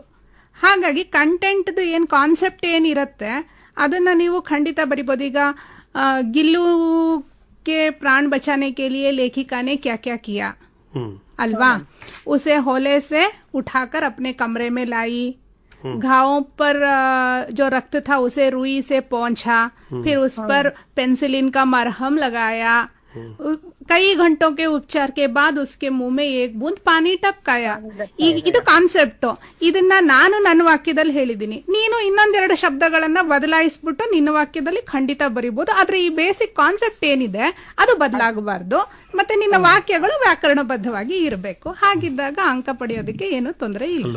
ಯಾಕೆ ಈ ಪ್ರಶ್ನೆ ಕೇಳಿದ್ದಾರೆ ಅಂದ್ರೆ, ಅನೇಕ ಮಕ್ಕಳು ಪಾಠ ಓದ್ಕೊಂಡಿದ್ದಾರೆ, ಅವರಿಗೆ ಅದು ಜಿಸ್ಟ್ ಗೊತ್ತಿದೆ. ನನ್ನ ವಾಕ್ಯದಲ್ಲಿ ನಾನು ಬರೀತೀನಿ, ಅದೇ ಇಂಪಾರ್ಟೆಂಟ್ ಸರ್. ಅದೇ ಇಂಪಾರ್ಟೆಂಟ್ ಆಕ್ಚುಲಿ. ಅದು ಮೋರ್ ಅಪ್ರಿಶಿಯೇಟ್. ಅದೇ ಯಾಕೆ ಕೇಳಿದಾರೆ ಹೇಳ್ತೀನಿ. ನಮ್ಮ ಶಾಲೆಯಲ್ಲಿ ನಾನು ಮೇಷ್ಟ್ರು, ನಾನು ಬರ್ಸಿದ್ದನ್ನೇ ಬರಿಬೇಕು, ಇಲ್ಲ ಅಂದ್ರೆ ನಿಂಗ್ ಮಾರ್ಕ್ಸ್ ಕೊಡಲ್ಲ ಅಂತ ಹೇಳಿ ಬಾಲ ಕಟ್ ಮಾಡಿದ್ದಾರೆ. ಅದು ಹೆದರ್ಕೊಂಡಿದ್ದಾರೆ. ಆದ್ರೆ ನೀವ್ಯಾರು, ವಿದ್ಯಾರ್ಥಿ ಬೇರೆ, ಈಗ ಇಲ್ಲಿರೋ ಶಿಕ್ಷಕ ಬೇರೆ, ಒಬ್ರಿಗೊಬ್ರು ಪರಿಚಯ ಇರಲ್ಲ. ಇಲ್ಲಿ ಇನ್ನೂ ಒಂದೇನಂದ್ರೆ ಮಕ್ಳಿಗೆ ಇವಾಗ ನಾವು ಥೀಮ್ ಬೇಸ್ಡ್ ಕ್ವೆಶ್ಚನ್ಸ್, ಎಕ್ಸರ್ಸೈಸ್ ಅಲ್ಲಿ ಇಲ್ಲದೆ ಇರೋ ಕ್ವೆಶ್ಚನ್ಸ್ ಅನ್ವಯಿಕ ಇರೋದ್ರಿಂದ ಮಕ್ಕಳಲ್ಲಿ ಅದೊಂದು ಪ್ರಶ್ನೆ ಕಾಡೋದು ಸಹಜ. ಹಾಗಾಗಿ ನಾ ಹೇಳ್ದ ಹಾಗೆ ಕಾನ್ಸೆಪ್ಟ್ ಅದೇ ಇರ್ಲಿ. ವಾಕ್ಯದಲ್ಲಿ ವ್ಯತ್ಯಾಸ ಅಂದ್ರೆ ಪದಗಳಲ್ಲಿ ವ್ಯತ್ಯಾಸ ಇದ್ರೆ ಏನು ತೊಂದರೆ ಇಲ್ಲ. ನಿಮ್ಮ ಒಂದು ಏನು ಮೆಂಟಲ್ ಎಕ್ಸ್ಪ್ರೆಸಿವ್ ಎಬಿಲಿಟಿ ಇದೆ, ಈಗ 15 ವರ್ಷದ ಮಕ್ಕಳದ್ದು ಏನು ಎಕ್ಸ್ಪ್ರೆಸಿವ್ ಎಬಿಲಿಟಿ ಕೆಪಾಸಿಟಿ ಇರುತ್ತೆ, ಅದರಂತೆ ವಾಕ್ಯಗಳನ್ನ ರಚಿಸಬಹುದು ವ್ಯಾಕರಣಬದ್ಧವಾಗಿ. ಅದೇ ನೀವು ಎಕ್ಸ್ಪೆಕ್ಟ್ ಮಾಡ್ತಾ ಇರೋದು. ಭಾಷೆ ಕಲಿಸೋರು ಆ ಮಗು ಆ ಭಾಷೆಯಲ್ಲಿ ಏನಾದ್ರು ಹೇಳಲಿಕ್ಕೆ ಸಾಧ್ಯನಾ? ಸಾಧ್ಯ ಇದೆ ಅಂದ್ರೆ ಹೇಳಪ್ಪ ಅತ್ಲಾಗೆ ತುಂಬಾ ಖುಷಿ ಪಡ್ತಾರೆ. ಅದು ಖುಷಿ ಪಡೋ ವಿಚಾರ. ಕರೆ ಇದೆ. ಹಲೋ, ನಮಸ್ಕಾರ. ಹಲೋ ಸರ್, ನಮಸ್ಕಾರ. ನಿಮ್ಮ ಹೆಸರು? ವಿಶ್ವನಾಥ್ ಅಂತ ಸರ್. ಎಲ್ಲಿಂದ ವಿಶ್ವನಾಥ್? ಬೆಳಗಾವಿಯಿಂದ ಸರ್. ವಿಶ್ವನಾಥ್ ಅವರೇ, ಯಾವ ಶಾಲೆಯಲ್ಲಿ? ನಮ್ದು ರಾಮದುರ್ಗ ತಾಲೂಕಿಗೆ ಸುಮ್ಮಾ ಒಂದು ಹಳ್ಳಿಯಲ್ಲಿ ನಮ್ಮ ಸರ್ಕಾರಿ ಪ್ರೌಢಶಾಲೆ. ಓಕೆ, ನೀವು ರೇಡಿಯೋದಲ್ಲಿ ಕೇಳ್ತಾ ಇದ್ದೀರಿ ಅಥವಾ ಆಪ್ ಅಲ್ಲಿ ಕೇಳ್ತಾ ಇದ್ದೀರಿ? ಯಾವ ಅಲ್ಲಿ ಕೇಳ್ತೀವಿ ಸರ್. ಓ ನೈಸ್. ಪ್ರಶ್ನೆ ಕೇಳಿ ವಿಶ್ವನಾಥ್. ಹಾ ಕೇಳ್ರಿ. ಸರ್ ನಮಸ್ಕಾರ. ಹೇಳಿ. ನಮಸ್ಕಾರ. ಸರ್, ನಂದು ಪ್ರಶ್ನೆ ಬಂದು ಸಮಾಸದ ಬಗ್ಗೆ. ಹೇಳಪ್ಪ ಸರ್. ಸಮಾಸದಲ್ಲಿ ಇದೆ ಕರ್ಮಧಾರೆ ಸಮಾಸಕ್ಕೆ ಒಂದು ಉದಾಹರಣೆ ಇದೆ, ನೀಲಕಂಠ ಅಂತ. ಅದನ್ನ ಬಿಡಿಸಿದಾಗ ನೀಲಾಯಿ ಚೋಪ್ ಕಂಠ ಅಂತ ಆಗ್ತದೆ ಸರ್. ಅದೇ ರೀತಿ ಇನ್ನೊಂದು ಇದೇ ನೀಲಕಂಠ ಶಬ್ದನೇ ಬಹುರೂಪಿ ಸಮಾಸಕ್ಕೂ ಉದಾಹರಣೆ ಆಗ್ತದೆ ಸರ್. ನಮ್ ಟೆಕ್ಸ್ಟ್ ಬುಕ್ ನಲ್ಲಿ ಇದೆ ಸರ್. ಇದನ್ನ ಈ ಉದಾಹರಣೆ ಕೊಟ್ರೆ ನಾವು ಯಾವ್ದನ್ನ ಬರೆದ್ರೆ ಮಾರ್ಕ್ಸ್ ಕೊಡ್ತಾರೆ ಸರ್? ನೋಡಪ್ಪ, ನೀಲಕಂಠ ಶಬ್ದನ ಯಾವಾಗ್ಲೂ ಬಹುರ್ವಿ ಸಮಾಸಕ್ಕೆ ಕೇಳ್ತಾರೆ, ಅದನ್ನ ಕರ್ಮಧಾರಿಯ ಸಮಾಸಕ್ಕೆ ಕೇಳೋದಿಲ್ಲ. ಆದ್ರೆ ಹೆಂಗ್ ಬಿಡಿಸ್ಬೇಕು? ಅದಕ್ಕೆ ಸಮಾಸದಲ್ಲಿ ಸರ್ ಮೊದಲನೇ ಪದ ವಿಶೇಷಣ ಆಗಿರ್ತದೆ ಕರ್ಮಧಾರ್ಯದಲ್ಲಿ. ಪೌರ್ವಿ ಸಮಾಸದಲ್ಲೂ ಅದು ವಿಶೇಷಣವೇ ಆಗಿದ್ರು ಎರಡು ಪದಗಳು ನೀಲಕಂಠ ಅಂತ ಇದೆಯಲ್ಲ, ಜಿಸ್ಕಾ ಕಂಠ ನೀಲಾಹೆ ಅಂತ ಬಳಸ್ತೀವಿ. ಜೋ ಕಂಠ ನೀಲಾಹೆ ಅಂತ ಬಳಸಿದಾಗ ವಿಶೇಷಣ ಆಗತ್ತೆ, ಅದು ಕರ್ಮಧಾರಿಯ ಸಮಾಸ ಅಂತ ಹೇಳ್ಕೊಳ್ತೀವಿ. ಜಿಸ್ಕಾ ಕಂಠ ನೀಲಾಹೆ ಅಂತ ಹೇಳಿದಾಗ ಅದು ಈಶ್ವರ್ಕ ನಾಮ, ಇಲ್ಲಿ ನಾಮಪದಕ್ಕೆ ವಿಶೇಷಣವಾಗಿ ಬಂದ್ಬಿಡುತ್ತದೆ. ಆ ರೀತಿ ಬಿಡಿಸ್ಕೋಬೇಕು. ಆದ್ರೆ ನೀಲಕಂಠ, ಲಂಬೋದರ, ದಶಾನನ ಅನ್ನೋ ಪದಗಳು ಯಾವಾಗ್ಲೂ ಬಹುರ್ವಿ ಸಮಾಸ ಸರ್. ಅದನ್ನ ಯಾವ ರೀತಿ ವಿಚ್ಛೇದ ಮಾಡಿದ್ರು, ವಿಗ್ರಹ ಮಾಡಿದ್ರು ಸಹ ಅದನ್ನ ಬಹುರಿ ಸಮಾಸ ದೃಷ್ಟಿಯಿಂದನೇ ನೋಡ್ಬೇಕೆ ಹೊರತು ಅವನ್ ಯಾವಾಗ್ಲೂ ಕರ್ಮಧಾರಿಯ ದೃಷ್ಟಿಯಿಂದ ನೋಡಬಾರ್ದು ಸರ್. ಸೊ ಬಹುಶಃ ವಿಶ್ವನಾಥ್ಗೆ ಅದು ಅರ್ಥ ಆಯ್ತು ಕಾಣುತ್ತೆ. ಇದು ಇದೇ ಸಂದರ್ಭವನ್ನು ವ್ಯಾಕರಣಕ್ಕೆ ಬಳಸ್ಕೊಳ್ಳೋದಾದ್ರೆ ನೀವೇನ್ 8 ಅಂಕಗಳಿಗೆ ಪ್ರಶ್ನೆ ಅಂತ ಹೇಳಿದಲ್ಲ, ಏನೇನ್ ಕೇಳ್ತಾರೆ ಸರ್? ಒಂದು ಸಮಾಸ ಈಗ ಗೊತ್ತಾಯ್ತು, ಒಂದು ಬಹುರೀಹಿ ಮತ್ತೆ ಕರ್ಮಧಾರೆಯ ಈಗ ಗೊತ್ತಿದೆ, ಯಾವ್ದು ಬೇಕಾದ್ರೆ ಕೇಳ್ಬೋದು. ಇಲ್ಲಿವರೆಗೆ ನಮ್ಮಲ್ಲಿ ಸಮಾಸದಲ್ಲಿ ದ್ವಂದ್ವ ಸಮಾಸದ ಬಗ್ಗೆ ಹೆಚ್ಚು ಪ್ರಶ್ನೆ ಕೇಳಿದ್ರಿ. ದ್ವಂದ್ವ ದ್ವಿಗು ಮೇಲೆ ಒಟ್ನಲ್ಲಿ 5 ಸಮಾಸಗಳಲ್ಲಿ ತತ್ಪುರುಷ ಸಮಾಸ, ಕರ್ಮಧಾರಿಯ ಸಮಾಸ, ದ್ವಿಗು ಸಮಾಸ, ದ್ವಂದ್ವ ಸಮಾಸ ಮತ್ತೆ ಬಹುರ್ವಿ ಸಮಾಸ, ಈ 5 ಸಮಾಸಗಳಲ್ಲಿ ವಿಶೇಷವಾಗಿ ದ್ವಂದ್ವ ಸಮಾಸದ ಬಗ್ಗೆ ಒಂದು 3-4 ಬಾರಿ ರಿಪೀಟ್ ಆಗಿದೆ. ಒಂದು ಬಾರಿ ಕಳೆದ ಬಾರಿ ಮಾತ್ರ ದ್ವಿಗು ಸಮಾಸದ ಬಗ್ಗೆ ಒಂದು ಪ್ರಶ್ನೆ ಕೇಳ್ಕೊಂಡಿದ್ದಾರೆ. ಆದ್ರೆ ಈ 5 ಸಮಾಸಗಳಲ್ಲಿ ಕಷ್ಟ ಏನಿಲ್ಲ ಸರ್ ಮಕ್ಕಳಿಗೆ. ಐಡೆಂಟಿಫಿಕೇಶನ್ ಹೇಗೆ ಅಂದ್ರೆ ಸರ್, ತತ್ಪುರುಷ ಸಮಾಸದಲ್ಲಿ ಅಲ್ಲಿ ಕಾರಕ ಪ್ರತ್ಯಯಗಳು ಬರ್ತದೆ ಪ್ರತಿ ಶಬ್ದದಲ್ಲಿ. ಈಗ ರಾಜ ಮಹಲ್ ಅಂತ ಅನ್ಕೊಳ್ತೀವಿ, ರಾಜಾಕ ಮಹಲ್, ಈ ರೀತಿ ಬಿಡಿಸ್ಕೊಂಡ್ರೆ ಬಳಸ್ಕೊಂಡ್ರೆ ಬರ್ತದೆ. ಅದು ಇಲ್ಲಿ ತತ್ಪುರುಷ ಸಮಾಸದ ಪದನೆ ಏನಾಗಿರ್ತದೆ, ಈಗ ಕಾಲ ಮಿರ್ಚ್ ಅಂತೀವಿ ಅಥವಾ ಕಾಲಿ ಮಿರ್ಚ್ ಅಂತೀವಿ. ಕಾಲಿ ಮಿರ್ಚ್ ಅಂದ್ರೆ ಜೋ ಮಿರ್ಚ್ ಕಾಲಿ ಹೇ ಅಂದ್ರೆ ಅದು ಮಿರ್ಚಿ ಕಾಲಿ ಹೇ ಅಂದ್ರೆ ಅದು ವಿಶೇಷಣ ಆಗಿರ್ತದೆ ಮೊದಲು, ಅದು ಕರ್ಮಧಾರಿಯ ಸಮಾಸ. ಇನ್ನೊಂದು ದೋಪಹರ್ ಅಂತ ಹೇಳ್ತೀವಿ. ದೋಪಹರ್ ಅಂದ್ರೆ ಮೊದಲು ವಿಶೇಷಣ ಸಂಖ್ಯಾವಾಚಕ ಆಗಿರ್ತದೆ, ಅದು ದ್ವಿಗು ಸಮಾಸ ಆಗುತ್ತೆ ಸರ್. ಎಲ್ಲಿ ಸಂಖ್ಯಾವಾಚಕ ಇರುತ್ತೋ ಅದು ದ್ವಿಗು. ಆದ್ರೆ ಈ ದ್ವಿಗು ಸಮಾಸ ಮತ್ತೆ ಕರ್ಮಧಾರಿಯ ಸಮಾಸವೇ ಹೆಚ್ಚಾಗಿ ನಮ್ಗೆ ಪೌರ್ವಿ ಸಮಾಸಕ್ಕೆ ಉದಾಹರಣೆ. ಈಗ ಉದಾಹರಣೆಗೆ ನಮ್ಮಲ್ಲಿ ನಾವು ನೋಡ್ತಾ ಇದ್ದೀವಿ, ಈಗ ಉದಾಹರಣೆಗೆ ದಶಾನನ. ದಶ ಅನ್ನೋದು ಮೊದಲು ದ್ವಿಗುನಲ್ಲಿ ಇನ್ನೊಂದು ಟರ್ಮ್ ಬರುತ್ತೆ, ಸಮಸ್ತ ಪದವು ಸಮೂಹವಾಚಕವಾಗಿರ್ಬೇಕು. ಈ ರೀತಿ ಸರ್ ನಾವು ನೋಡ್ಕೊಂಡ್ರೆ ಅದನ್ನ ಈ ತತ್ಪುರುಷ ಸಮಾಸದ ಉಪಭೇದಗಳಾಗೆ ಕರ್ಮಧಾರಿಯ ಸಮಾಸ, ದ್ವಿಗು ಸಮಾಸ ಬರುತ್ತೆ. ಕರ್ಮಧಾರಿಯ ಸಮಾಸ, ದ್ವಿಗು ಸಮಾಸ ಶಬ್ದಗಳೇ ಬಹುರಿ ಸಮಾಸಕ್ಕೆ ಉದಾಹರಣೆ. ಅಲ್ಲಿ ಯಾವುದು ನೋಡ್ಕೋಬೇಕು, ನೋಡ್ಕೊಂಡು ಮಾಡೋದ್ರಿಂದ ಏನು ಕಷ್ಟ ಆಗಲ್ಲ. ಇದು ಒಂದು ಸಮಾಸದ್ದಾಯ್ತು. ಮತ್ತೆ ಇನ್ನೊಂದು ಸಂಧಿ ಬಗ್ಗೆ ಇರುತ್ತೆ ಸರ್. ಸಂಧಿಯಲ್ಲಿ ವಿಶೇಷವಾಗಿ ಸ್ವರ ಸಂಧಿ ಬಗ್ಗೆ ಮಾತ್ರ ಪ್ರಶ್ನೆ ಕೇಳ್ತಾರೆ ಸರ್. ದೀರ್ಘ ಸಂಧಿ, ಗುಣಸಂಧಿ, ಮತ್ತೆ ರಿದ್ದಿ ಸಂಧಿ, ಎಣ್ ಸಂಧಿ, ಅಯಾದಿ ಸಂಧಿ. ನಮ್ಮಲ್ಲಿ ಸ್ವರ ಸಂಧಿ ಬಹಳ ಈಸಿ ಸರ್. ಸಂಧಿಗಳನ್ನ ಗುರುತಿಸೋ ಸಂಧಿ ಪೆಹಚಾನಿ ಅಂತ ಪ್ರಶ್ನೆ ಕೇಳ್ತಾರೆ. ವಿಚ್ಛೇದ್ ಕೀಜಿ ಅಂತ ಇದುವರೆಗೂ ಉದಾಹರಣೆ ಕೊಟ್ಟು ಹೇಳ್ತೀನಿ ಸರ್. ಉದಾಹರಣೆಗೆ ಹಿಮಾಲಯ ಅಂತ ಒಂದು ಪ್ರಶ್ನೆ ಕೇಳ್ತಾರೆ. ಹಿಮಾಲಯ ಅನ್ನಂತ ಶಬ್ದದಲ್ಲಿ ಮೊದಲು ಮಕ್ಕಳು ಏನ್ ಮಾಡ್ಬೇಕಂದಪ್ಪ, ಇಲ್ಲಿ ವಿಚ್ಛೇದ ಜಗ ಯಾವುದು ಅಂತ ಗುರುತಿಸ್ಕೋಬೇಕು. ಈಗ ಹಿಮಾಲಯದಲ್ಲಿ ವಿಚ್ಛೇದ ಜಗ ಮಾ ಆಗಿರ್ತದೆ. ಮಾನ ಗುರುತಿಸ್ಕೊಂಡಾಗ ಕೊನೆಯಲ್ಲಿ ಯಾವ ಅಕ್ಷರ ಉಚ್ಚಾರಣೆ ಆಗತ್ತೆ ಅಂತ ನೋಡಿದ್ರೆ ಆ ಅಕ್ಷರ ಉಚ್ಚಾರಣೆ ಆಗುತ್ತೆ, ದೀರ್ಘಾಕ್ಷರ. ಇದೇ ಯಾವುದೇ ಶಬ್ದ ಬರ್ಕೊಂಡಾಗ ವಿಚ್ಛೇದ ಜಗವನ್ನ ಗುರುತಿಸ್ಕೊಂಡು ಅಕ್ಷರವನ್ನ ಕೊನೆಗೆ ಆಯ್ಕೆ ಮಾಡಿಕೊಂಡು ಕೊನೆಯಲ್ಲಿ ಉಚ್ಚಾರಣೆ ಯಾವ್ಯಾವ ಅಕ್ಷರ ಆಗ್ತಾ ಇದೆ ಅಂತ ನೋಡ್ಕೊಂಡ್ರೆ, ದೀರ್ಘಾಕ್ಷರದಲ್ಲಿ ಆ ಈ ಊ ಆದ್ರೆ ದೀರ್ಘ ಸಂಧಿ ಆಗಿರ್ತದೆ. ಅದೇ ಜಾಗದಲ್ಲಿ ಎ ಓ ಅರ್ ಉಚ್ಚಾರಣೆ ಆದ್ರೆ ಗುಣಸಂಧಿ ಆಗಿರ್ತದೆ. ಅದೇ ಜಾಗದಲ್ಲಿ ಕೊನೆಯ ಅಕ್ಷರ ಉಚ್ಚಾರಣೆ ಐ ಉಚ್ಛೇದ ಮಾಡದಂತ ಅಕ್ಷರವನ್ನು ಆಯ್ಕೆ ಮಾಡ್ಕೊಂಡ್ರೆ ಐ ಔ ಆಗಿದ್ರೆ ವೃದ್ಧಿ ಸಂಧಿ ಆಗಿರ್ತದೆ. ಮತ್ತೆ ತ್ಯ ತ್ವ ಈ ರೀತಿ ಬರುತ್ತೆ, ಇದು ಎಣ್ ಸಂಧಿ ಆಗಿರ್ತದೆ. ಯಾವ ಸ್ವತಂತ್ರವಾಗಿದ್ರೆ ಅದು ಅಯಾದಿ ಸಂಧಿ ಆಗಿರುತ್ತೆ. ಮಕ್ಕಳಿಗೆ ಇಲ್ಲಿ ಕನ್ಫ್ಯೂಸ್ ಆಗುತ್ತೆ, ಎಲ್ಲಿ ದ್ವಂದ್ವ ಆಗೋದು ಎಣ್ ಸಂಧಿ ಮತ್ತೆ ಅಯಾದಿ ಸಂಧಿಯಲ್ಲಿ. ಎಣ್ ಸಂಧಿಯಲ್ಲಿ ಯಾವಾಗಲೂ ಯಾ ಮತ್ತೆ ವಾ ಸಂಯುಕ್ತ ಆಗಿರ್ತದೆ. ಒಂದು ಉದಾಹರಣೆ ಕೊಡಿ. ಯದ್ಯಪಿ, ಅತ್ಯಂತ, ಸ್ವಾಗತ ಈ ರೀತಿ ಶಬ್ದಗಳು ಯಾವಾಗ್ಲೂ ನೋಡಿ ವಾ ಸ ಜೊತೆ ಸೇರ್ಕೋತು, ಸ್ವಾಗತ ಒಟ್ಟಿಗೆ ಇದೆ. ಆದ್ರೆ ನಯನ, ಪವನ, ಗಾಯಕ, ನಾಯಕ ಅನ್ನೋ ಪದಗಳಲ್ಲಿ ಯಾ ಸ್ವತಂತ್ರವಾಗಿದೆ, ಇಂಡಿಪೆಂಡೆಂಟ್. ಇದು ಎಣ್ ಸಂಧಿಗೆ ಉದಾಹರಣೆ ಸರ್. ಈ ರೀತಿ ಸಂಧಿ ಗುರುತಿಸೋದು ಕಷ್ಟ ಆಗಲ್ಲ ಸರ್. ಅಯಾದಿ ಸಂಧಿ ಮತ್ತು ಎಣ್ ಸಂಧಿಗೆ ಮತ್ತೆ ಇನ್ನೊಂದು ಉದಾಹರಣೆ ಅತ್ಯಂತ ಅಂತ ಈಗಾಗಲೇ ಹೇಳಿದೆ ನೋಡಿ. ತಾ ಜೊತೆಗೆ ಯಾ ಸಂಯುಕ್ತ ಒಟ್ಟಿಗೆ ಆಗಿದೆ. ಇದೆ. ಒಟ್ಟಿಗೆ ಇದೆ. ನಯನ ಅಂತ ಹೇಳ್ದೆ, ಯಾ ಸ್ವತಂತ್ರವಾಗಿದೆ. ಸ್ವತಂತ್ರವಾಗಿದ್ದಾಗ ಅಯಾದಿ ಅದಿಯಾದಿ ಸಂಧಿಯ ಸಂಧಿ, ಅಯಾದಿ ಸಂಧಿ. ಯಾ ಮತ್ತೆ ವಾ ಸಂಯುಕ್ತ ಇನ್ನೊಂದು ಅಕ್ಷರ ಜೊತೆ ವ್ಯಂಜನ ಜೊತೆ ಕೂಡ್ಕೊಂಡಿದ್ದು ಎಂಟ್ ಸಂಧಿ ಸರ್. ಇದು ತುಂಬಾ ಸುಲಭ. ತುಂಬಾ ಸುರಳ. ಸೊ ಒಂದ್ ಕಡೆ ಅವ್ರು ಬರ್ಕೋಬೇಕು ಅವನ್ನೆಲ್ಲ ಹೌದು ಕುತ್ಕೊಂಡು ಸರ್, ಅಭ್ಯಾಸ ಬರ್ಕೊಂಡ್ರೆ ಮಾಡಿದ್ರೆ ಆಗತ್ತೆ Okay, ಸರ್. ಸಂಧಿ ಆಯ್ತು, ಸಮಾಸ ಆಯ್ತು, ಮತ್ತೇನು ಲಿಂಗ ಶಬ್ದಗಳ ಬಗ್ಗೆ ಕೇಳ್ತಾರೆ, ಇದ್ರ ಜೊತೆಗೆ ವಚನದ ಬಗ್ಗೆ ಕೇಳ್ತಾರೆ ಸರ್. ಇದಲ್ಲದೆ ಕಾರಕದ ಬಗ್ಗೆನೂ ಒಂದು ಪ್ರಶ್ನೆ ಕೇಳಬಹುದು. ಅಥವಾ ಅವ್ಯಯ ಕೀ ಅಂತ ನಮ್ಮಲ್ಲಿ ಒಂದು ಪ್ರಯೋಗ ಆಗುತ್ತೆ. ರಸ್ವ ಕೀ ಒಂದು ಕೀ ಮತ್ತೆ ಕೀ ಸಮಸ್ಯೆ ಯಾವಾಗ್ಲೂ ಇದೆ. ಅದ್ರ ಮೇಲೆ ಒಂದು ಪ್ರಶ್ನೆ ಕೇಳ್ತಾರೆ ಸರ್. ಮತ್ತೆ ಸಮಾನಾರ್ಥಕ ಶಬ್ದ ಮೇಲೆ ಒಂದು ಪ್ರಶ್ನೆ ಕೇಳ್ತಾರೆ, ವಿರುದ್ಧಾರ್ಥಕ ಶಬ್ದಗಳ ಮೇಲೆ ಒಂದು ಪ್ರಶ್ನೆ ಕೇಳ್ತಾರೆ. ಈ ರೀತಿ ಒಂದು 8 ವಿಷಯಗಳು ಪ್ರೇರಣಾರ್ಥಕ ಕ್ರಿಯೆ ಅಂತ ಒಂದು ಈ 9-10 ಅನ್ನೊಂದು ವಿಷಯಗಳನ್ನ ಇಟ್ಕೊಂಡಿದ್ದಾರೆ. ಇದರಲ್ಲಿ 8 ವಿಷಯಗಳು ಬರ್ತದೆ ಸರ್. ಈ ರೀತಿ ಇರುತ್ತೆ. ಒಂದು ಕರೆ ತಗೊಳ್ಳೋಣ. ಹಲೋ, ನಮಸ್ಕಾರ. ಹಲೋ, ನಮಸ್ತೆ ಸರ್. ನಿಮ್ಮ ಹೆಸರು? ವರ್ಷಿತಾ, GHS ಹುಟ್ಕಳ್ಳಿಯಿಂದ ಮಾತಾಡ್ತಿರೋದು. ಓಕೆ, ವರ್ಷಿತ ಪ್ರಶ್ನೆ ಕೇಳ್ತೀಯ ಮಗು? ಹಾ ಸರ್. ಸರ್, ನೀವ್ ಹೇಳಿದ್ರಿ 4 marks ಗೆ ಮಹಿಳಾ ಕಿ ಸಾಹಸ ಗಾಥಾ ಲೆಸನ್ ಅಲ್ಲಿ ಕೇಳ್ಬೋದು ಅಂತ. ಅದು 4 marks ಗೆ ಕೇಳೋದಿದ್ರೆ ಯಾವ ರೀತಿಯ ಪ್ರಶ್ನೆ ಕೇಳ್ಬೋದು ಮ್ಯಾಮ್? ಈ ಪಾಠದಲ್ಲಿ ಮಗು ಹರ್ಷಿತಾ ಅಲ್ವಾ? ಹರ್ಷಿತಾ, ಮಹಿಳಾ ಕಿ ಸಾಹಸ್ ಗಾಥಾನಲ್ಲಿ ಇದು ಒಂದು ಅವರ ಒಂದು ಅನುಭವ ಲೇಖನ. ಇದರಲ್ಲಿ ನಮ್ಗೆ ತುಂಬಾ ಹೈಲೈಟ್ ಆಗುವಂತಹ ಅಂಶ ಏನಪ್ಪಾ ಅಂತಂದ್ರೆ, ಬಿಚೇಂದ್ರಿ ಪಾಲ್ ಅವರು ಪರ್ವತದ ಒಂದು ದಕ್ಷಿಣ ಶಿಖರವನ್ನು ಏರುವಾಗ ಅವರಿಗೆ ಆದ ಅನುಭವಗಳು. ದಕ್ಷಿಣಿ ಶಿಖರ್ ಪರ್ ಚढ़ते समय ಬಿಚೇಂದ್ರಿ ಪಾಲ್ ಕೆ ಜೋ ಅನುಭವ ಥೆ. ಈ ಇಡೀ ಪಾಠದಲ್ಲಿ ತುಂಬಾ ಹೈಲೈಟ್ ಆಗಿರುವಂತಹ ವಿಚಾರ ಅದು ಒಂದಿರುತ್ತೆ. ಮತ್ತೆ ಎರಡನೇದು, ಅವರ ಪರ್ವತಾರೋಹಣ ಸಮಯದಲ್ಲಿ ಅವರ ಸಿದ್ಧತೆಗಳು ಯಾವ ರೀತಿ ಇತ್ತು, ಅದು ಒಂದು. ಈ 2 ಅಂಶಗಳನ್ನ ನಾವಿಲ್ಲಿ ಗಮನಿಸಬಹುದು. ಜೊತೆಗೆ ಅವರಿಗೆ ಪ್ರೇರಕ ವಿಚಾರಗಳು.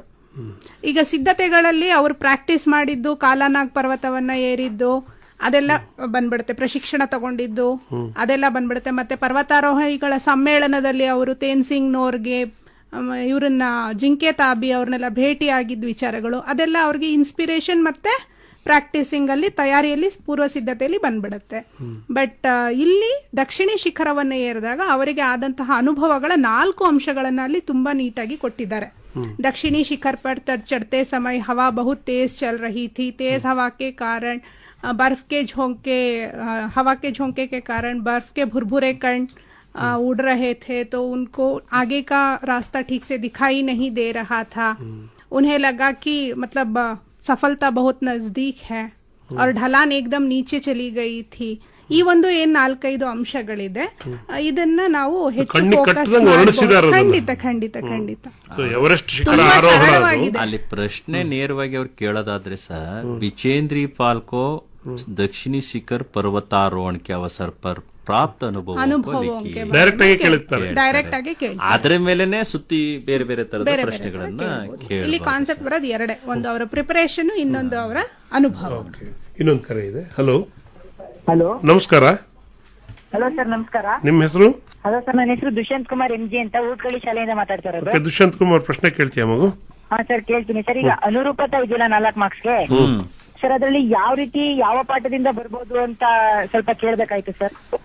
ಇದು ನಿಜವಾದ ಇಂಥ ಪಾಠದಲ್ಲೇ ಬರ್ತದೆ 4 ಮಾರ್ಕ್ಸ್ ಇರೋದು ಯಾವ ಪಾಠದಿಂದ ಬರುತ್ತೆ ಅಂತ ಕೇಳ್ಬೇಕಾಗಿತ್ತು. ನೋಡಪ್ಪ, ಇಲ್ಲಿ ಈ ಪ್ರಶ್ನೆಗೆ ಇಂಥದೇ ಪಾಠ ಅಂತ ನಿರ್ದಿಷ್ಟತೆ ಇಲ್ಲ ಸರ್. ಒಟ್ಟು ಪಾಠಗಳು ಒಂದು ಪದ್ಯದಲ್ಲಿ 3 ಪಾಠದಲ್ಲಿ ಒಂದು ಪ್ರಶ್ನೆ ಇರುತ್ತೆ, ಒಂದು ಪದ್ಯದಲ್ಲಿ ಒಂದು ಅದೇ ರೀತಿ ಪ್ರಶ್ನೆ ಇರ್ತದೆ. ಕೆಲವು ಸಮಯದಲ್ಲಿ ಸಾಹಿತ್ಯ ಪ್ರಕಾರಗಳ ಮೇಲೆ ಕಂಟೆಂಟ್ ಇರುತ್ತಲ್ಲ, ಅದ್ರ ಮೇಲೂ ಪ್ರಶ್ನೆ ಕೇಳುವಂತ ಸಂದರ್ಭಗಳು ಇರುತ್ತೆ ಸರ್. ಕೆಲವು ಕವಿಗಳನ್ನ ಆಧರಿಸಿ ಪ್ರಶ್ನೆಗಳನ್ನ ಕೇಳುವಂತ ಸಂದರ್ಭದಲ್ಲಿ, ಲೇಖಕರನ್ನ ಆಧರಿಸಿ ಈ ತರದ ವಿಭಿನ್ನವಾಗಿರ್ತದೆ ಸರ್. ನಿರ್ದಿಷ್ಟವಾಗಿ ಇಂಥದೇ ಪಾಠ ಅಂತ ಸರಳವಾಗಿರುತ್ತೆ, ಅಷ್ಟೇ, ಗುರುತಿಸಬಹುದಾಗಿರುತ್ತೆ. ಹಾಗಾಗಿ ಏನ್ ಸಮಸ್ಯೆ ಇಲ್ಲ ಸರ್. ಓಕೆ, ಇದೇ ಸಂದರ್ಭದಲ್ಲಿ ನಾವು ಒಂದು ಮಾಹಿತಿಯನ್ನ. ಹಲೋ, ಹೇಳಿ. ನಮಸ್ತೆ ಸರ್. ನಮಸ್ಕಾರ, ನಿಮ್ಮ ಹೆಸರು ಹೇಳಿ? ನಮ್ಮ ಹೆಸರು ಏನನ್ನ ಅಂತ ಸರ್. ಏನನ್ನ ಪ್ರಶ್ನೆ ಕೇಳ್ತೀರಿ? ಹ್ಞೂ ಸರ್, ಒಂದು ಪ್ರಶ್ನೆ ಐತಿ, ಹೇಳ್ರಿ. ಅಂಗದೋರಜಿ ಕ್ಯೂ ಆಶ್ಚರ್ಯಚಕಿತ और आनंदित हुए? ಅಂಗದೋರ್ಜಿ ಇದು ಬಿಚೇಂದ್ರಿ ಪಾಲ್ದು ಮಹಿಳಾ ಕಿ ಸಾಹಸ್ ಗಾಥಾನಲ್ಲೇ ಬರುತ್ತೆ. ಇಲ್ಲಿ ಅಂಗದೋರ್ಜಿ ಅನ್ನೋರು ಬಂದು ಅವರು ಪರ್ವತಾರೋಹಣವನ್ನ ಎವರೆಸ್ಟ್ ನ ಏರ್ಬೇಕಾದ್ರೆ ಅವರ ಜೊತೆ ಇದ್ದಂತವ್ರು ಅಲ್ವಾ. ಅವರ ಜೊತೆಗೆ ಅವ್ರನ್ನ ಕರ್ಕೊಂಡು ಹೋಗ್ತಾರೆ. ಆದ್ರೆ ಎಂಡಿಂಗ್ ಅಲ್ಲಿ ಆಕೆ ಪರ್ವತವನ್ನ ಏರಿ when she sets that record, ಮಹಿಳಾ ಹಿಮಾಲಯ ಎವರೆಸ್ಟ್ ಪರ್ ಚಡ್ನೆ ವಾಲಿ ಪ್ರಥಮ ಮಹಿಳಾ ಅನ್ನೋ ಒಂದು ಇದನ್ನ ಅವರು ಅಚೀವ್ ಮಾಡಿದಾಗ ಅವರು ಆಕೆನ ಅಪ್ರಿಶಿಯೇಟ್ ಮಾಡ್ತಾರೆ. ಮತ್ತೆ ಎರಡನೇದೇನಪ್ಪಾ ಅಂತಂದ್ರೆ ಅವರು ವಾಪಸ್ ಬಂದಾಗ್ಲೂ ಕೂಡ ಅಲ್ಲಿ ಕರ್ನಲ್ ಖುಲ್ಲರ್ ಹೇಳೋದನ್ನ ನಾವು ಕೇಳ್ತೀವಿ, वो सुबह चढ़ते वक्त जितनी फुर्ती से थी अभी भी उतनी ही चुस्त है, means she is equally fit and fine ಅನ್ನೋದು ಒಂದು ಇದು ಬರುತ್ತೆ. ಆಕೆ ಒಂದು ಪರಿಶ್ರಮ ಮತ್ತೆ ಒಬ್ಬ ಮಹಿಳೆಯಾಗಿ ಆಕೆ ಮಾಡಿದ ಒಂದು ಸಾಧನೆ ಅದು ಅವರು ಮೆಚ್ಚುಗೆ ವ್ಯಕ್ತಪಡಿಸುವಂತಹ ಒಂದು ಸಂದರ್ಭದಲ್ಲಿ ಅವರು ಆಕೆ ಮತ್ತೆ ಅವ್ರು ಯಾಕೆ ಆಶ್ಚರ್ಯಚಕಿತ ಅವ್ರು ಆನಂದಿತ್ ಹುಯೇ ಅಂತ ಹೇಳಿದ್ರೆ 2 घंटे में वो चढ़ने की प्रयास करती है. ಅಲ್ಲಿ ಅವ್ರ ಪ್ರಶ್ನೆ ಕೇಳ್ತಾರೆ, थक गई वो तुम थक गई हो ಅಂತ. लेकिन नहीं, ये सुनकर ಆನಂದಿತ್ ಅವರು ಆಶ್ಚರ್ಯಚಕಿತ ಅಂಗದವರು. ಸಾಮಾನ್ಯ ಅದು ತುಂಬಾ ಕಠಿಣವಾದ್ದು, ಎಂಥವರಿಗೂ ಸುಸ್ತು ಮಾಡಿಸುತ್ತೆ. ಆದ್ರೆ ಆ ಒಂದು ಪರಿಶ್ರಮ ಅವರಿಗೆ ಸಂತೋಷ ಕೊಟ್ಟಿದೆ, ನನಗಿನ್ನೂ ಸುಸ್ತಾಗಿಲ್ಲ, ಐ ಆಮ್ ಫಿಟ್ ಅನ್ನೋ ಅರ್ಥ ಅಭ್ಯಾಸ ಮಾಡ್ಕೊಂಡಿದ್ರು ಸರ್. ಅವರಿಗೆ ಸರಿಸಮನಾಗಿ ಈಕೆ ಏರ್ತಾ ಹೋಗ್ತಾರೆ. ಶೀಲ್ ಬಿ ಫಾಲೋಯಿಂಗ್ ಹಿಮ್ ಅಷ್ಟೇ, with in a very few steps difference ಅವರು ಫಾಲೋ ಮಾಡ್ಕೊಂಡು ಹೋಗ್ತಿರ್ತಾರೆ. ಅವ್ರು ಏನ್ ಸ್ಪೀಡ್ ಅಲ್ಲಿ ಹೋಗ್ತಿರ್ತಾರೋ ಇವರು ಅದೇ ಗತಿಯಲ್ಲಿ ಅವರನ್ನ ಹಿಂಬಾಲಿಸ್ತಾ ಹೋಗ್ತಿರ್ತಾರೆ. ಹಾಗಾಗಿ ಆಶ್ಚರ್ಯವನ್ನ ವ್ಯಕ್ತಪಡಿಸಿ. ಇನ್ನೊಂದು ಕರೆ ತಗೊಳ್ಳೋಕ್ಕಿಂತ ಮುಂಚೆ ಒಂದು ಮಾಹಿತಿಯನ್ನು ಕೊಟ್ಟುಬಿಡೋಣ.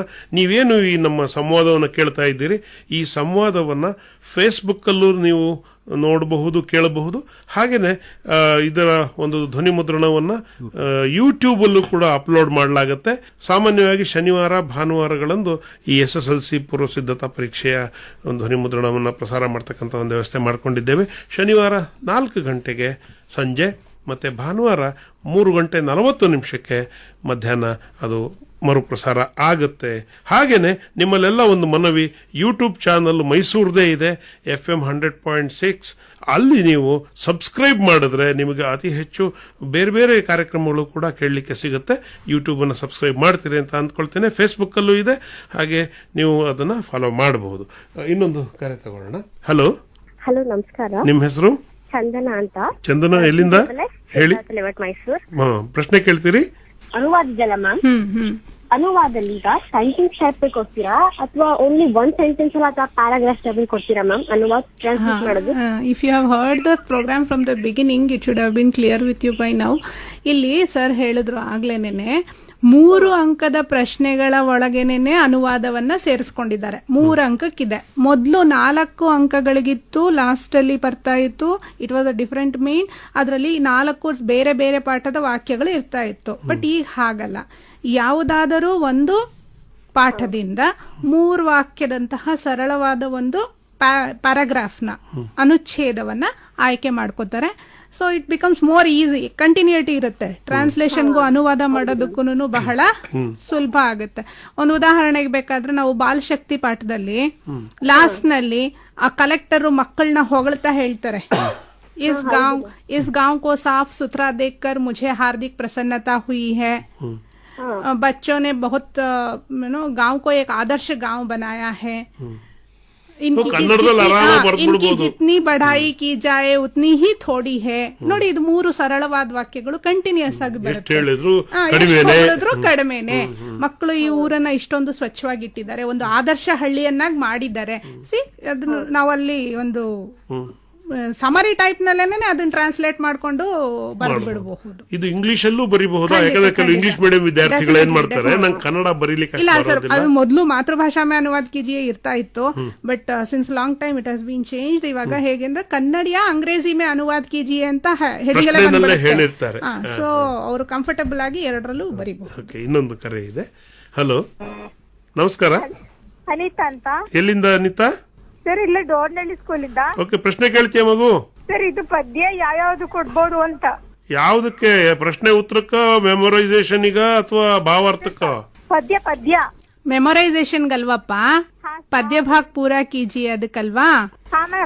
ಇಲ್ಲಿ ಎಲ್ಲರೂ ಗಮನಿಸ್ಕೊಳ್ಬಹುದಾದಂತ ಒಂದ್ ಅಂಶ ಅಂತ ಹೇಳಿದ್ರೆ, ಮುಂಚೆ ಪದ್ಯ ಭಾಗ ಪೂರ್ಣ ಕೀಜಿಯಲ್ಲಿ ಆಪ್ಷನ್ ಇರ್ತಾ ಇತ್ತು. ಒಂದು ಆಧುನಿಕ ಪದ್ಯದ ಜೊತೆಗೆ ಒಂದು ದೋಹ ಇರ್ತಾ ಇತ್ತು, ಹಳೆ ಹಿಂದಿ ಪದ್ಯ ಇರ್ತಾ ಇತ್ತು. ಇವಾಗ ಆಪ್ಷನ್ ತೆಗ್ದಾಕಿದ್ದಾರೆ ಸರ್, ಒಂದೇ ಪದ್ಯ ಇರೋದು. ಮತ್ತೆ ಮೆಮರೈಸೇಷನ್ಗೆ ಅಂತ ಇರೋದು ಕೋಶಿಶ್ ಕರ್ನೆ ವಾಲೋಂ ಕಿ ಕಭಿ ಹಾರ್ ನಹಿ ಹೋತಿ, ಅದು ಒಂದೇ. ಹಾಗಾಗಿ ಹೇಳ್ದಂಗೆ ಸೊ ಅದೇ ಪದ್ಯದ ಅಂತಿಮ 6 ಸಾಲುಗಳನ್ನ ನೀವು ಚೆನ್ನಾಗಿ ಬರೆದು ಅಭ್ಯಾಸ ಮಾಡ್ಕೊಂಡು ಮೆಮೊರೈಸ್ ಮಾಡ್ಕೋಬೇಕು. ಇನ್ನೊಂದು ಕರೆ ಇದೆ. ಹಲೋ, ನಮಸ್ಕಾರ. ಸೋನು ಸೋನು, ಪ್ರಶ್ನೆ ಕೇಳ್ತೀಯಮ್ಮ? हाथी के पर जैसे लड़की के मोटे गोले. लकड़ी के मोटे गोले. लड़की ಅಲ್ಲ, ಅದು ಲಕಡಿ. भैंसे के पर जैसे. भैंसे के पैर ಅಲ್ಲ ಕಣಪ್ಪ, ಅದು ಭैंसे के पंजर जैसे. ಒಂದ್ಸತಿ ಅದನ್ನ ಇನ್ನೊಂದು ಓದ್ಕೊಂಡ್ಬಿಡು ಪುಟ. ಏನ್ ಪ್ರಶ್ನೆ ಕೇಳು. ಏನಿಲ್ಲಪ್ಪ, ಅದು ಅನುರೂಪತದಲ್ಲಿ ಏನ್ ಗೊತ್ತಾ, ಯಾವಾಗ್ಲೂ ಮೊದಲೆರಡು ಪದಗಳಿಗೆ ಸಂಬಂಧಿಸಿದಂತೆ 3ನೇ ಪದಕ್ಕೆ ಸಂಬಂಧಪಟ್ಟಂತ 4ನೇ ಪದವನ್ನ ನಾವು ಬರಿಬೇಕು. ಇಲ್ಲಿ ಹಾಥಿಕೆ ಪೇರ್ ಜೈಸೆ ಮೋಟೆ ಗೋಲೆ, ಯಾಕೆಂದ್ರೆ ಹಾಥಿ कहता है मेरे पैर जैसे मोटे गोले काट लो, अल्वा. सो अदे रीति भैंस क्या कहती है, अपने भैंसे का पंजर दिखाकर कहती है अपने छप्पर का पंजर बना लो ಅಂತ ಹೇಳುತ್ತೆ ಅಲ್ಲಿ ಭैंस. ಸೊ ಅಲ್ಲಿ ಆ भैंस ಒಂದು ಅಸ್ಥಿ ಪಂಜರ ಏನಿರುತ್ತೆ, रीढ़ की हड्डियां जो होती है, तो ಅದನ್ನ ನೋಡ್ಕೊಂಡಾಗ ಅಲ್ಲಿ ಏನಾಗುತ್ತೆ, ಘರ್ಗೆ ಛಪ್ಪರ್ ಕಾ ಪಂಜರ್ ಬರುತ್ತೆ ಕಣಪ್ಪ ಆನ್ಸರ್. ಸೊ ಅದ್ ನೋಡ್ಕೊಂಡು ಬರೀಬೇಕು, ನೋಡ್ಕೊಂಡು ರಿಲೆವೆಂಟ್ ನೋಡ್ಕೊಂಡು ಬರಿಬೇಕಾಗುತ್ತೆ. ಇನ್ನೊಂದು ಕರೆ ಇದೆ. ಹಲೋ, ನಮಸ್ಕಾರ. ಚಂದನ ಅಂತ ಸರ್. ಇದು ಇದು ಬಂದು ಪ್ರಶ್ನೆ ಬಂದು ಈಗ ನಿಬಂಧ ಇದೆಯಲ್ಲ ಮ್ಯಾಮ್, ಹೇಳಪ್ಪ. ನಿಬಂಧ ಟೆಕ್ಸ್ಟ್ ಬುಕ್ ಇಂದನ ಅಥವಾ ಬೇರೆ ಟೆಕ್ಸ್ಟ್ ಬುಕ್ ಇಂದ ಆಚೆಗೂ ಕೊಡ್ಬೋದ ಮ್ಯಾಮ್? ಖಂಡಿತ ಮಗು, ಇಲ್ಲಿ ಖುಷಿ ವಿಚಾರ ಹೇಳ್ತೀನಿ ಕೇಳೋ. ನಿಬಂಧ ಒಂದೇ ಟಾಪಿಕ್ ಕೊಡಲ್ಲಮ್ಮ, ನಿಬಂಧದಲ್ಲಿ 3 ಟಾಪಿಕ್ ಇರತ್ತೆ ಕಣಪ್ಪ, ಆಯ್ತಾ? ಸೊ 3 ಟಾಪಿಕ್ ಅಲ್ಲಿ ನೀವು ಟೆಕ್ಸ್ಟ್ ಬುಕ್ ಹಿಂದೆಗಡೆ 2 ಎಲಾಬೊರೇಟೆಡ್ ಎಸ್ಸೆ ಇದೆ, ಇನ್ನು 5 ಎಕ್ಸ್ಟ್ರಾ ಪ್ರಾಕ್ಟೀಸ್ ಟಾಪಿಕ್ಸ್ ಇದೆ.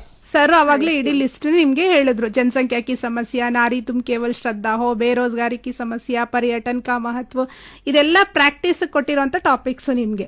ಸೊ ಅದರಲ್ಲಿ ಒಂದನ್ನ ನೀವು ಖಂಡಿತ ಎಕ್ಸ್ಪೆಕ್ಟ್ ಮಾಡಬಹುದು. ಅದರ್ವೈಸ್ ಆಲ್ಸೋ ನಾ ಸಜೆಸ್ಟ್ ಮಾಡೋದೇನಪ್ಪಾ ಅಂತ ಹೇಳಿದ್ರೆ, ನೀವು ನಿಬಂಧ ಅಂತ ಹೇಳಿದ ತಕ್ಷಣ ನಿಮ್ ಮೈಂಡ್ ಅಲ್ಲಿ ಯಾವುದೇ ಟಾಪಿಕ್ ಬರ್ಲಿ 3 ಕಾನ್ಸೆಪ್ಟ್ ನ ಇಟ್ಕೊಳ್ಳಿ. ಪ್ರಸ್ತಾವನೆ, ವಿಶ್ಲೇಷಣೆ, ಉಪಸಂಹಾರ. ಯಾವುದೇ ಟಾಪಿಕ್ ಕೊಡ್ಲಿ, ಗಣಿತದಲ್ಲಿ ಸೂತ್ರ ಇಟ್ಕೊಂಡ್ಬಿಟ್ಟು ಯಾವುದೇ ಲೆಕ್ಕ ಕೊಟ್ರು ಮಾಡಲ್ವಾ ನೀವು? ಹಾಗೇನೇನೆ ಯಾವುದೇ ಒಂದು ಟಾಪಿಕ್ ಕೊಡ್ಲಿ, ಅದರ ಅರ್ಥ ಬರಿತೀರಾ, ವಿಷಯ ಪ್ರವೇಶ ಆಗತ್ತೆ. ಅದರ ಒಂದು ಲಾಭ ನಷ್ಟಗಳಿರುತ್ತಾ, ಕಾರಣ ಇರುತ್ತಾ, ಪರಿಣಾಮಗಳಿರುತ್ತಾ, ಅದಕ್ಕೆ ಉಪಾಯಗಳಿರುತ್ತಾ, ಅದು ವಿಶ್ಲೇಷಣೆ ಆಗತ್ತೆ. ಕೊನೆಗೆ ಅದು ಎಲ್ಲದರ ಬಗ್ಗೆ ನಿಮ್ಮ ಒಂದು ಏನು ಅಭಿಪ್ರಾಯ ಇರುತ್ತೆ, ಅದು ಕನ್ಕ್ಲೂಷನ್ ಆಗುತ್ತೆ. ಯಾವುದೇ ಒಂದು ಟಾಪಿಕ್ ಬರಲಿ. ಸೊ ಇದು ಎಲ್ಲಾ ಭಾಷೆಯಲ್ಲೂ ಇದೆ, ಕನ್ನಡದಲ್ಲೂ ಇದೆ, ಇಂಗ್ಲಿಷ್ನಲ್ಲೂ ಇದೆ, ಹಿಂದಿನಲ್ಲೂ ಇದೆ, ಇತರೆ ಭಾಷೆಗಳು ಕೂಡ ಅದೇ ಆಯ್ಕೆ. ಭಾಷೆಗಳು ಮಾತ್ರ ಚೇಂಜ್ ಆಗುತ್ತೆ ಸರ್, ವಿಷಯ ಅದೇ ಇದೆ. ಎಲ್ಲಾ ಕಡೆನೂ 5 ಅಂಕ. ಮತ್ತೆ ಇನ್ನೂ ಒಂದೇನಪ್ಪಾ ಅಂದ್ರೆ, ಇಲ್ಲಿ ನಿಮ್ಗೆ ಹಿಂಟ್ಸ್ ಕೊಟ್ಟಿರ್ತಾರೆ. ಈಗ ಬೇರೋಜ್ಗಾರಿ ಅಂತ ಕೊಟ್ಟ ತಕ್ಷಣ ಕಾರಣ, ಪರಿಣಾಮ, ಉಪಾಯ ಅಲ್ಲೇ ಹಿಂಟ್ಸ್ ಅಲ್ಲೇ ಬಂದ್ಬಿಡುತ್ತೆ, ನಿಮ್ಗೆ ಸಂಕೇತ ಬಿಂದುನಲ್ಲಿ ಬಂದ್ಬಿಡುತ್ತೆ. ಹಾಗಾಗಿ ನೀವು ಸುಲಭವಾಗಿ ಅದನ್ನ ಬರೀಬಹುದು. ಇನ್ನೊಂದು ಕರೆ ಇದೆ. ಹಲೋ, ನಮಸ್ಕಾರ. ಹಲೋ, ನಮಸ್ತೆ, ಹೇಳಿ. ನನ್ನ ಹೆಸರು ರಾಘವೇಂದ್ರ ಅಂತ ಸರ್. ಎಲ್ಲಿಂದ ರಾಘವೇಂದ್ರ? ಸರ್ ನಾವು ಎಮ್ನಳ್ಳಿಯಿಂದ. ನಾನು ಒಂದು ವಾರದಿಂದ ಕಾಲ್ ಮಾಡಿದ್ದೆ, ಇವಾಗ ಒಂದು 5-6 ದಿವಸದಿಂದ. ಬಟ್ ಕರೆಂಟ್ ಹೊರಟೋಯ್ತು, ನನ್ಗೆ ಅರ್ಥ ಆಗ್ಲಿಲ್ಲ. ನಾನು ಏನಂದ್ರೆ, ಈಗ SSLC ಪರೀಕ್ಷೆಗೆ ಈಗ ನಾವು ಕ್ಲಾಸ್ ನಲ್ಲಿ ಪಾಠ ಕೇಳ್ತೀವಿ, ಇದು ನೋಟ್ಸ್ ಮಾಡ್ತೀವಿ, ಮತ್ತೆ ಚಂದನದಲ್ಲಿ ಕೇಳ್ತೀವಿ, ಆಕಾಶವಾಣಿ ರೇಡಿಯೋ ಕೇಳ್ತೀವಿ. ಕೆಲವು ಮಕ್ಕಳು ಮೊಬೈಲು ಯೂಟ್ಯೂಬ್ ಇಂಟರ್ನೆಟ್ ಅಂತಿರ್ತಾರೆ. ಕೆಲವ್ರ ಮನೇಲಿ ಇಂಟರ್ನೆಟ್ ಹಾಕ್ಸ್ಕೊಳಕ್ ದುಡ್ಡಿರಲ್ಲ, ಅವರು ಬರೀ ನೋಟ್ಸ್, ಗೈಡ್ಸ್, ಟೀಚರ್ಸ್ ಅಂತ ಕೋಆಪರೇಟ್, ಇದ್ರಲ್ಲೇ ನಾವು ಪಾಸ್ ಮಾಡ್ಬೋದಾ? ಮೊಬೈಲ್ ತುಂಬಾ ಅವಶ್ಯಕತೆ ಇದೆಯಾ ಎಕ್ಸಾಮ್ಗೆ? ಖಂಡಿತ ಇಲ್ಲ. ಈಗ ಏನು ಇದು ಅಂದ್ರೆ ಪುನರ್ಮನನ ಅಂತ ರೇಡಿಯೋದಲ್ಲಿ ಬೆಳಗ್ಗೆ ಬರ್ತಾ ಇದೆ ನೋಡಿ, 10 ಗಂಟೆಯಿಂದ ಒಂದು ತರಗತಿ ಇದೆ. ಮಂಡೇ ಟು ಫ್ರೈಡೆ ಬರ್ತಾ ಇದೆ. ಅದು ಅರ್ಧ ಗಂಟೆ ಕಾಲ ನಿಮಗಾಗಿ ಒಂದಷ್ಟು ಮಾಹಿತಿಯನ್ನ ಪ್ರಶ್ನೆ ಪತ್ರಿಕೆ ಬಗ್ಗೆ, ವಿಷಯದ ಬಗ್ಗೆ ಹೇಳ್ತಾ ಇದ್ದಾರೆ. ಹಾಗೇನೆ ಫೋನ್ ಇನ್ ಕಾರ್ಯಕ್ರಮದ ಮೂಲಕ ಆಕಾಶವಾಣಿ ಮೈಸೂರು, ಹಾಗೆ ಆಕಾಶವಾಣಿ ಹಾಸನ, ಬೇರೆ ಬೇರೆ ಆಕಾಶವಾಣಿಗಳು ಕೂಡ ಅವರವರ ವ್ಯಾಪ್ತಿಯಲ್ಲಿ ಅನೇಕ ಕಾರ್ಯಕ್ರಮಗಳನ್ನು ಪ್ರಸಾರ ಮಾಡ್ತಿದ್ದಾರೆ. ಟಿವಿನಲ್ಲಿದೆ, ಇದು ಸರಿ. ಇದು ಇನ್ ಅಡಿಷನ್ ಟು ದಿಸ್ ನಾವು ಕೂಡ ಹೇಳಿದೀವಿ, ಫೇಸ್ಬುಕ್ ಅಲ್ಲೂ ಇದು ಸಿಗೋ ಹಾಗೆ ಮಾಡಿದ್ದೇವೆ. ಯಾರು ನೋಡೋರಿದ್ರೆ ನೋಡ್ಕೊಳ್ಳಿ, ಬಿಟ್ಟು ಹೋಗಿದ್ರೆ. ಇಲ್ಲ, ಅದು ಯೂಟ್ಯೂಬ್ ಅಲ್ಲಿ ಇದೆ, ಯೂಟ್ಯೂಬ್ ಅಲ್ಲೂ ಸಿಗ್ತದೆ. ಕಂಪ್ಯೂಟರ್ ಇದ್ರೆ ಅಥವಾ ಮೊಬೈಲ್ ಇದ್ರೆ ಅಲ್ಲಿ ಇದೆ ಅಂತ ಹೇಳಿದೀವಿ ವಿನ ಅದನ್ನೇ ನೋಡಿ ಅಂತ ಹೇಳಿಲ್ಲ. ಇಲ್ಲಿ ಕೇಳಿಸ್ಕೊಂಡಿದ್ದೀರಿ, ಇದು ಮರುಪ್ರಸಾರ ಕೂಡ ಇದೆ. ಶನಿವಾರ ಭಾನುವಾರ ಮರುಪ್ರಸಾರ ಆಗುತ್ತೆ, ಅಲ್ಲಿಯೂ ಕೇಳ್ಕೊಳ್ಳಿ. ಮೊಬೈಲ್ ಆಪ್ಷನ್ ಇಲ್ದೇನೆ ನಾವು ಬರೀ ನೋಡ್.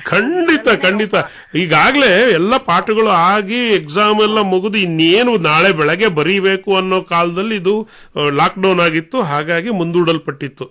ಈ SSLC ವಿದ್ಯಾರ್ಥಿಗಳ ಒಂದು ಲಕ್ ಅಂದ್ರೆ ಅವರಿಗೆ ಎಕ್ಸಾಮ್ ಶುರು ಆಗಿರ್ಲಿಲ್ಲ. ಆದ್ರೆ PUC ನೋಡಿ ಆ ಮುಗಿದು ಇನ್ನೇನು ಒಂದು ಪೇಪರ್ ಇದೆ ಅನ್ಬೇಕಾದ್ರೆ ಪಾಪ ಲಾಕ್ ಆಯ್ತು.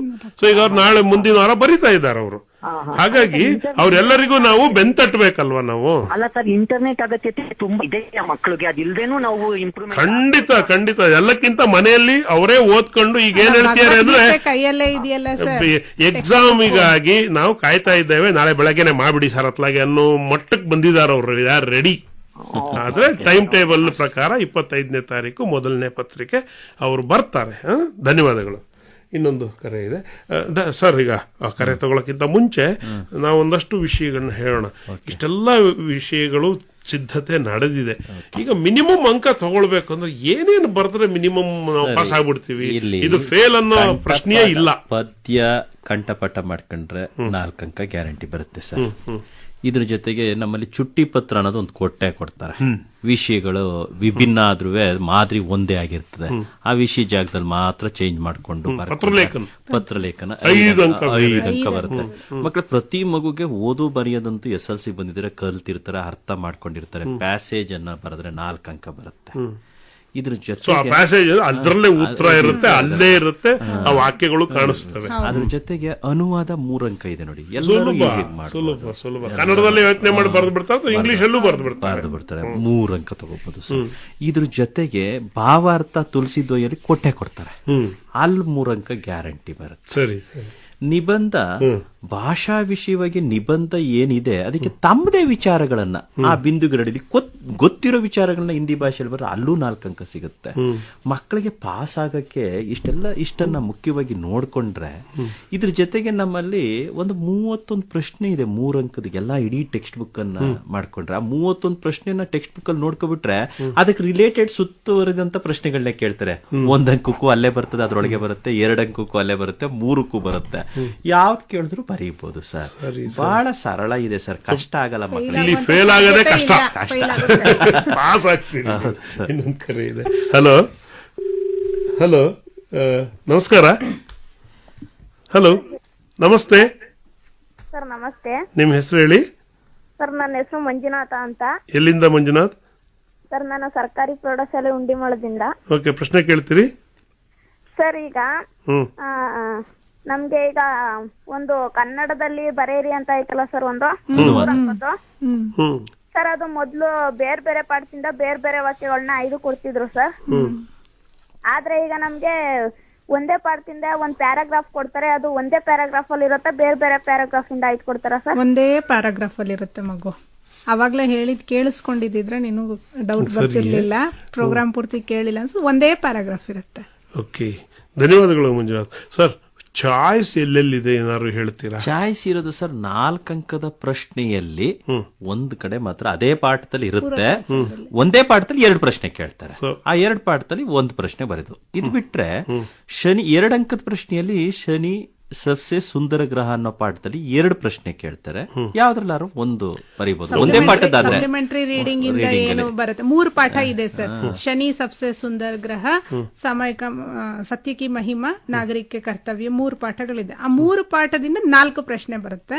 Most expected is first lesson ಶನಿಯಿಂದಾನೇ 2 ಒಂದೇ ಪಾಠದಿಂದ 2 ಅಂಕದ 2 ಆಪ್ಷನ್ಸ್ ಇರುತ್ತೆ, 1 ಬರಿಬೇಕು. ಇನ್ನು 2 ಪಾಠದಿಂದ ಒಂದೊಂದು ಪ್ರಶ್ನೆ ಇರುತ್ತೆ, ಅದರಲ್ಲಿ 1 ಬರಿಬೇಕಾಗುತ್ತೆ. ಅಲ್ಲಿ ಒಂದು ಇರುತ್ತೆ. ಇನ್ನು ನಿಬಂಧದಲ್ಲಿ 3 ಕೊಟ್ಟಿರ್ತೀರಿ, 1 ಬರೀಬೇಕು. ಪತ್ರಲೇಖನದಲ್ಲಿ 2 ಕೊಟ್ಟಿರ್ತೀರಿ, 1 ಬರೀಬೇಕು. ಒಂದು ವೈಯಕ್ತಿಕ ಪತ್ರ ಇರುತ್ತೆ, ಇನ್ನೊಂದು ಚುಟ್ಟಿ ಪತ್ರ ಇರುತ್ತೆ. ಚುಟ್ಟಿ ಪತ್ರ ಗ್ಯಾರಂಟಿ.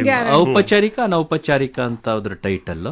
ಔಪಚಾರಿಕದ 1 ಪತ್ರ ಲೇಖನ ಇರುತ್ತೆ, ಅನೌಪಚಾರಿಕದ 1 ಇರ್ತದೆ. ನೀವು ಯಾವ್ದಾದ್ರು 1 ಬರೀಬಹುದು. ಚಾಯ್ಸ್ಗಳು ಇವೆ.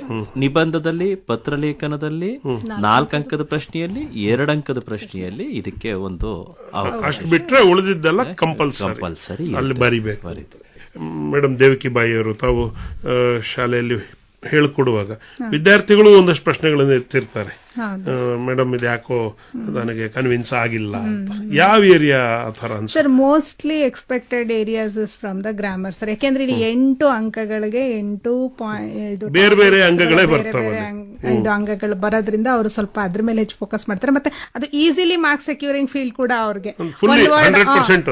ಒಂದು ವರ್ಡ್ ಬರ್ದು ಬಿಟ್ರೆ ಅವ್ರಿಗೆ 1 ಅಂಕ ಪೂರ್ತಿ ಬಂದ್ಬಿಡುತ್ತೆ. ಅಂತದ್ರಲ್ಲಿ ಅವರು ಜಾಸ್ತಿ ಕೇಳೋದು ಸಮಾಸಗಳ ಬಗ್ಗೆ, ಸಂಧಿ ಬಗ್ಗೆ, ಪ್ರೇರಣಾರ್ಥಕ ಕ್ರಿಯೆಗಳ ಬಗ್ಗೆ. ಅದರಲ್ಲಿ ಇಲ್ಲಿ ಸಮಾಸಗಳಲ್ಲಿ ನಾನು 6 ಇದಕ್ಕೂ ನಾನು ಹೇಳೋದೇನಂದ್ರೆ usually they are all like algebraic expression ತರ. ನೀವು ಅದು ಪ್ರಿನ್ಸಿಪಲ್ಸ್ ತಿಳ್ಕೊಂಡ್ಬಿಟ್ರೆ ಪ್ರೇರಣಾರ್ಥಕ ಕ್ರಿಯೆ ಆಗ್ಬೋದು, ಸಂಧಿ ಇರ್ಬೋದು, ಸಮಾಸ ಇರ್ಬೋದು, ಅವುಗಳ ಮೇಲೆ ಇದ್ ಮಾಡ್ಬೋದು. ಈಗ ಸರು ಕೂಡ ಹೇಳಿದ್ರು ಸಮಾಸದಲ್ಲಿ ಹಂಗೆ 6 ಸಮಾಸಗಳಿದೆ. ಅವ್ಯಯಿ ಭಾವಕ್ಕೆ ಸ್ಟಾರ್ಟಿಂಗ್ ಅಲ್ಲಿ ನಾವು ಅವ್ಯಯಗಳನ್ನ ನೋಡ್ತೀವಿ, ಪ್ರಿಫಿಕ್ಸಸ್ ನ ನೋಡ್ತೀವಿ. ನೋಡಿದ ತಕ್ಷಣ ನಾವು easily we can make it out. ಎರಡನೇದು ಕರ್ಮಧಾರಯದಲ್ಲಿ ಸರ್ ಹೇಳ್ದಂಗೆ ವಿಶೇಷಣಗಳು ಪ್ರಧಾನವಾಗಿ ಬರುತ್ತೆ, ಕರ್ಮಧಾರಯ ಗುರುತಿಸ್ಕೋತೀವಿ. ಪ್ರತ್ಯಯಗಳು ಬರುತ್ತೆ, ಬಿಡಿಸಿದಾಗ ಪ್ರತ್ಯಯ ಸೇರ್ಕೊಳ್ಳುತ್ತೆ, ಸೇರಿಸಿದಾಗ ಪ್ರತ್ಯಯ ಲೋಪ ಆಗುತ್ತೆ, ತತ್ಪುರುಷ ಸಮಾಸಕ್ಕೆ ಸೇರಿಸ್ಕೋತೀವಿ.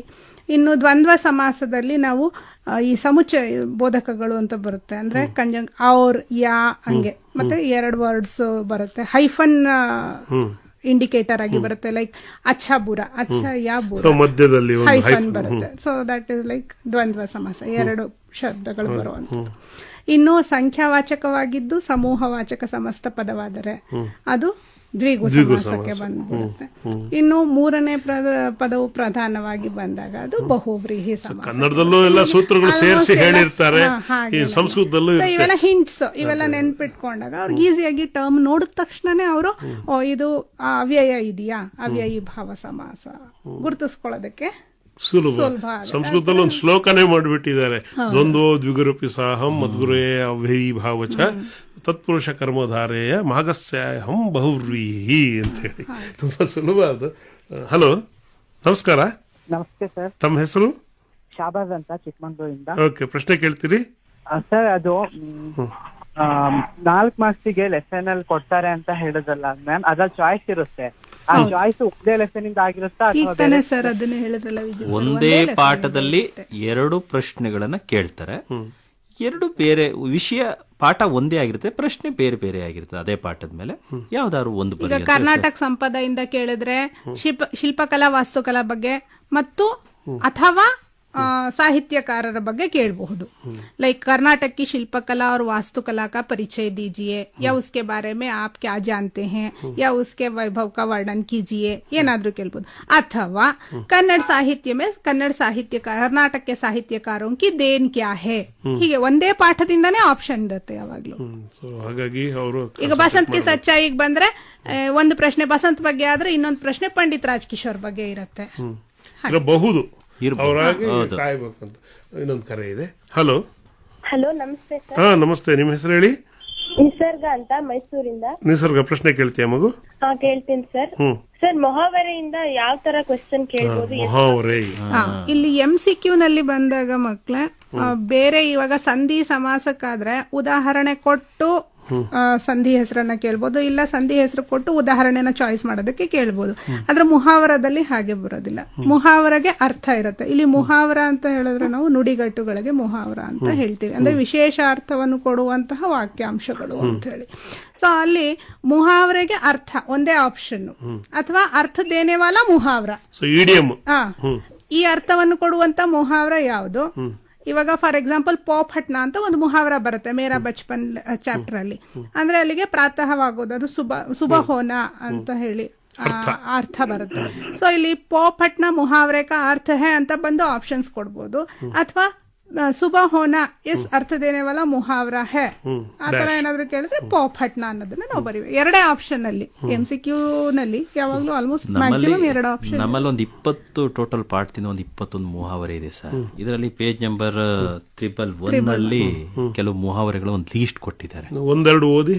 ಇದರಲ್ಲಿ ಆಂಕ್ ಕುಲ್ನಾ, ಈದ್ ಕಾ ಚಾಂದ್ ಹೋನಾ, ಕಾನ್ ಕಡೆ ಹೋನಾ, ಆವಾಸೆ ಬಾತ್ ಕರ್ನಾ, ಬಾತ್ ಕಾ ಧನಿ, आंखें दिखाना, अक्ल का अंधा, आस्तीन का सांप, ಕಾನ್ಬರ್ನ ಈ ರೀತಿ ಇದೆ ಸರ್ ಒಂದಷ್ಟು.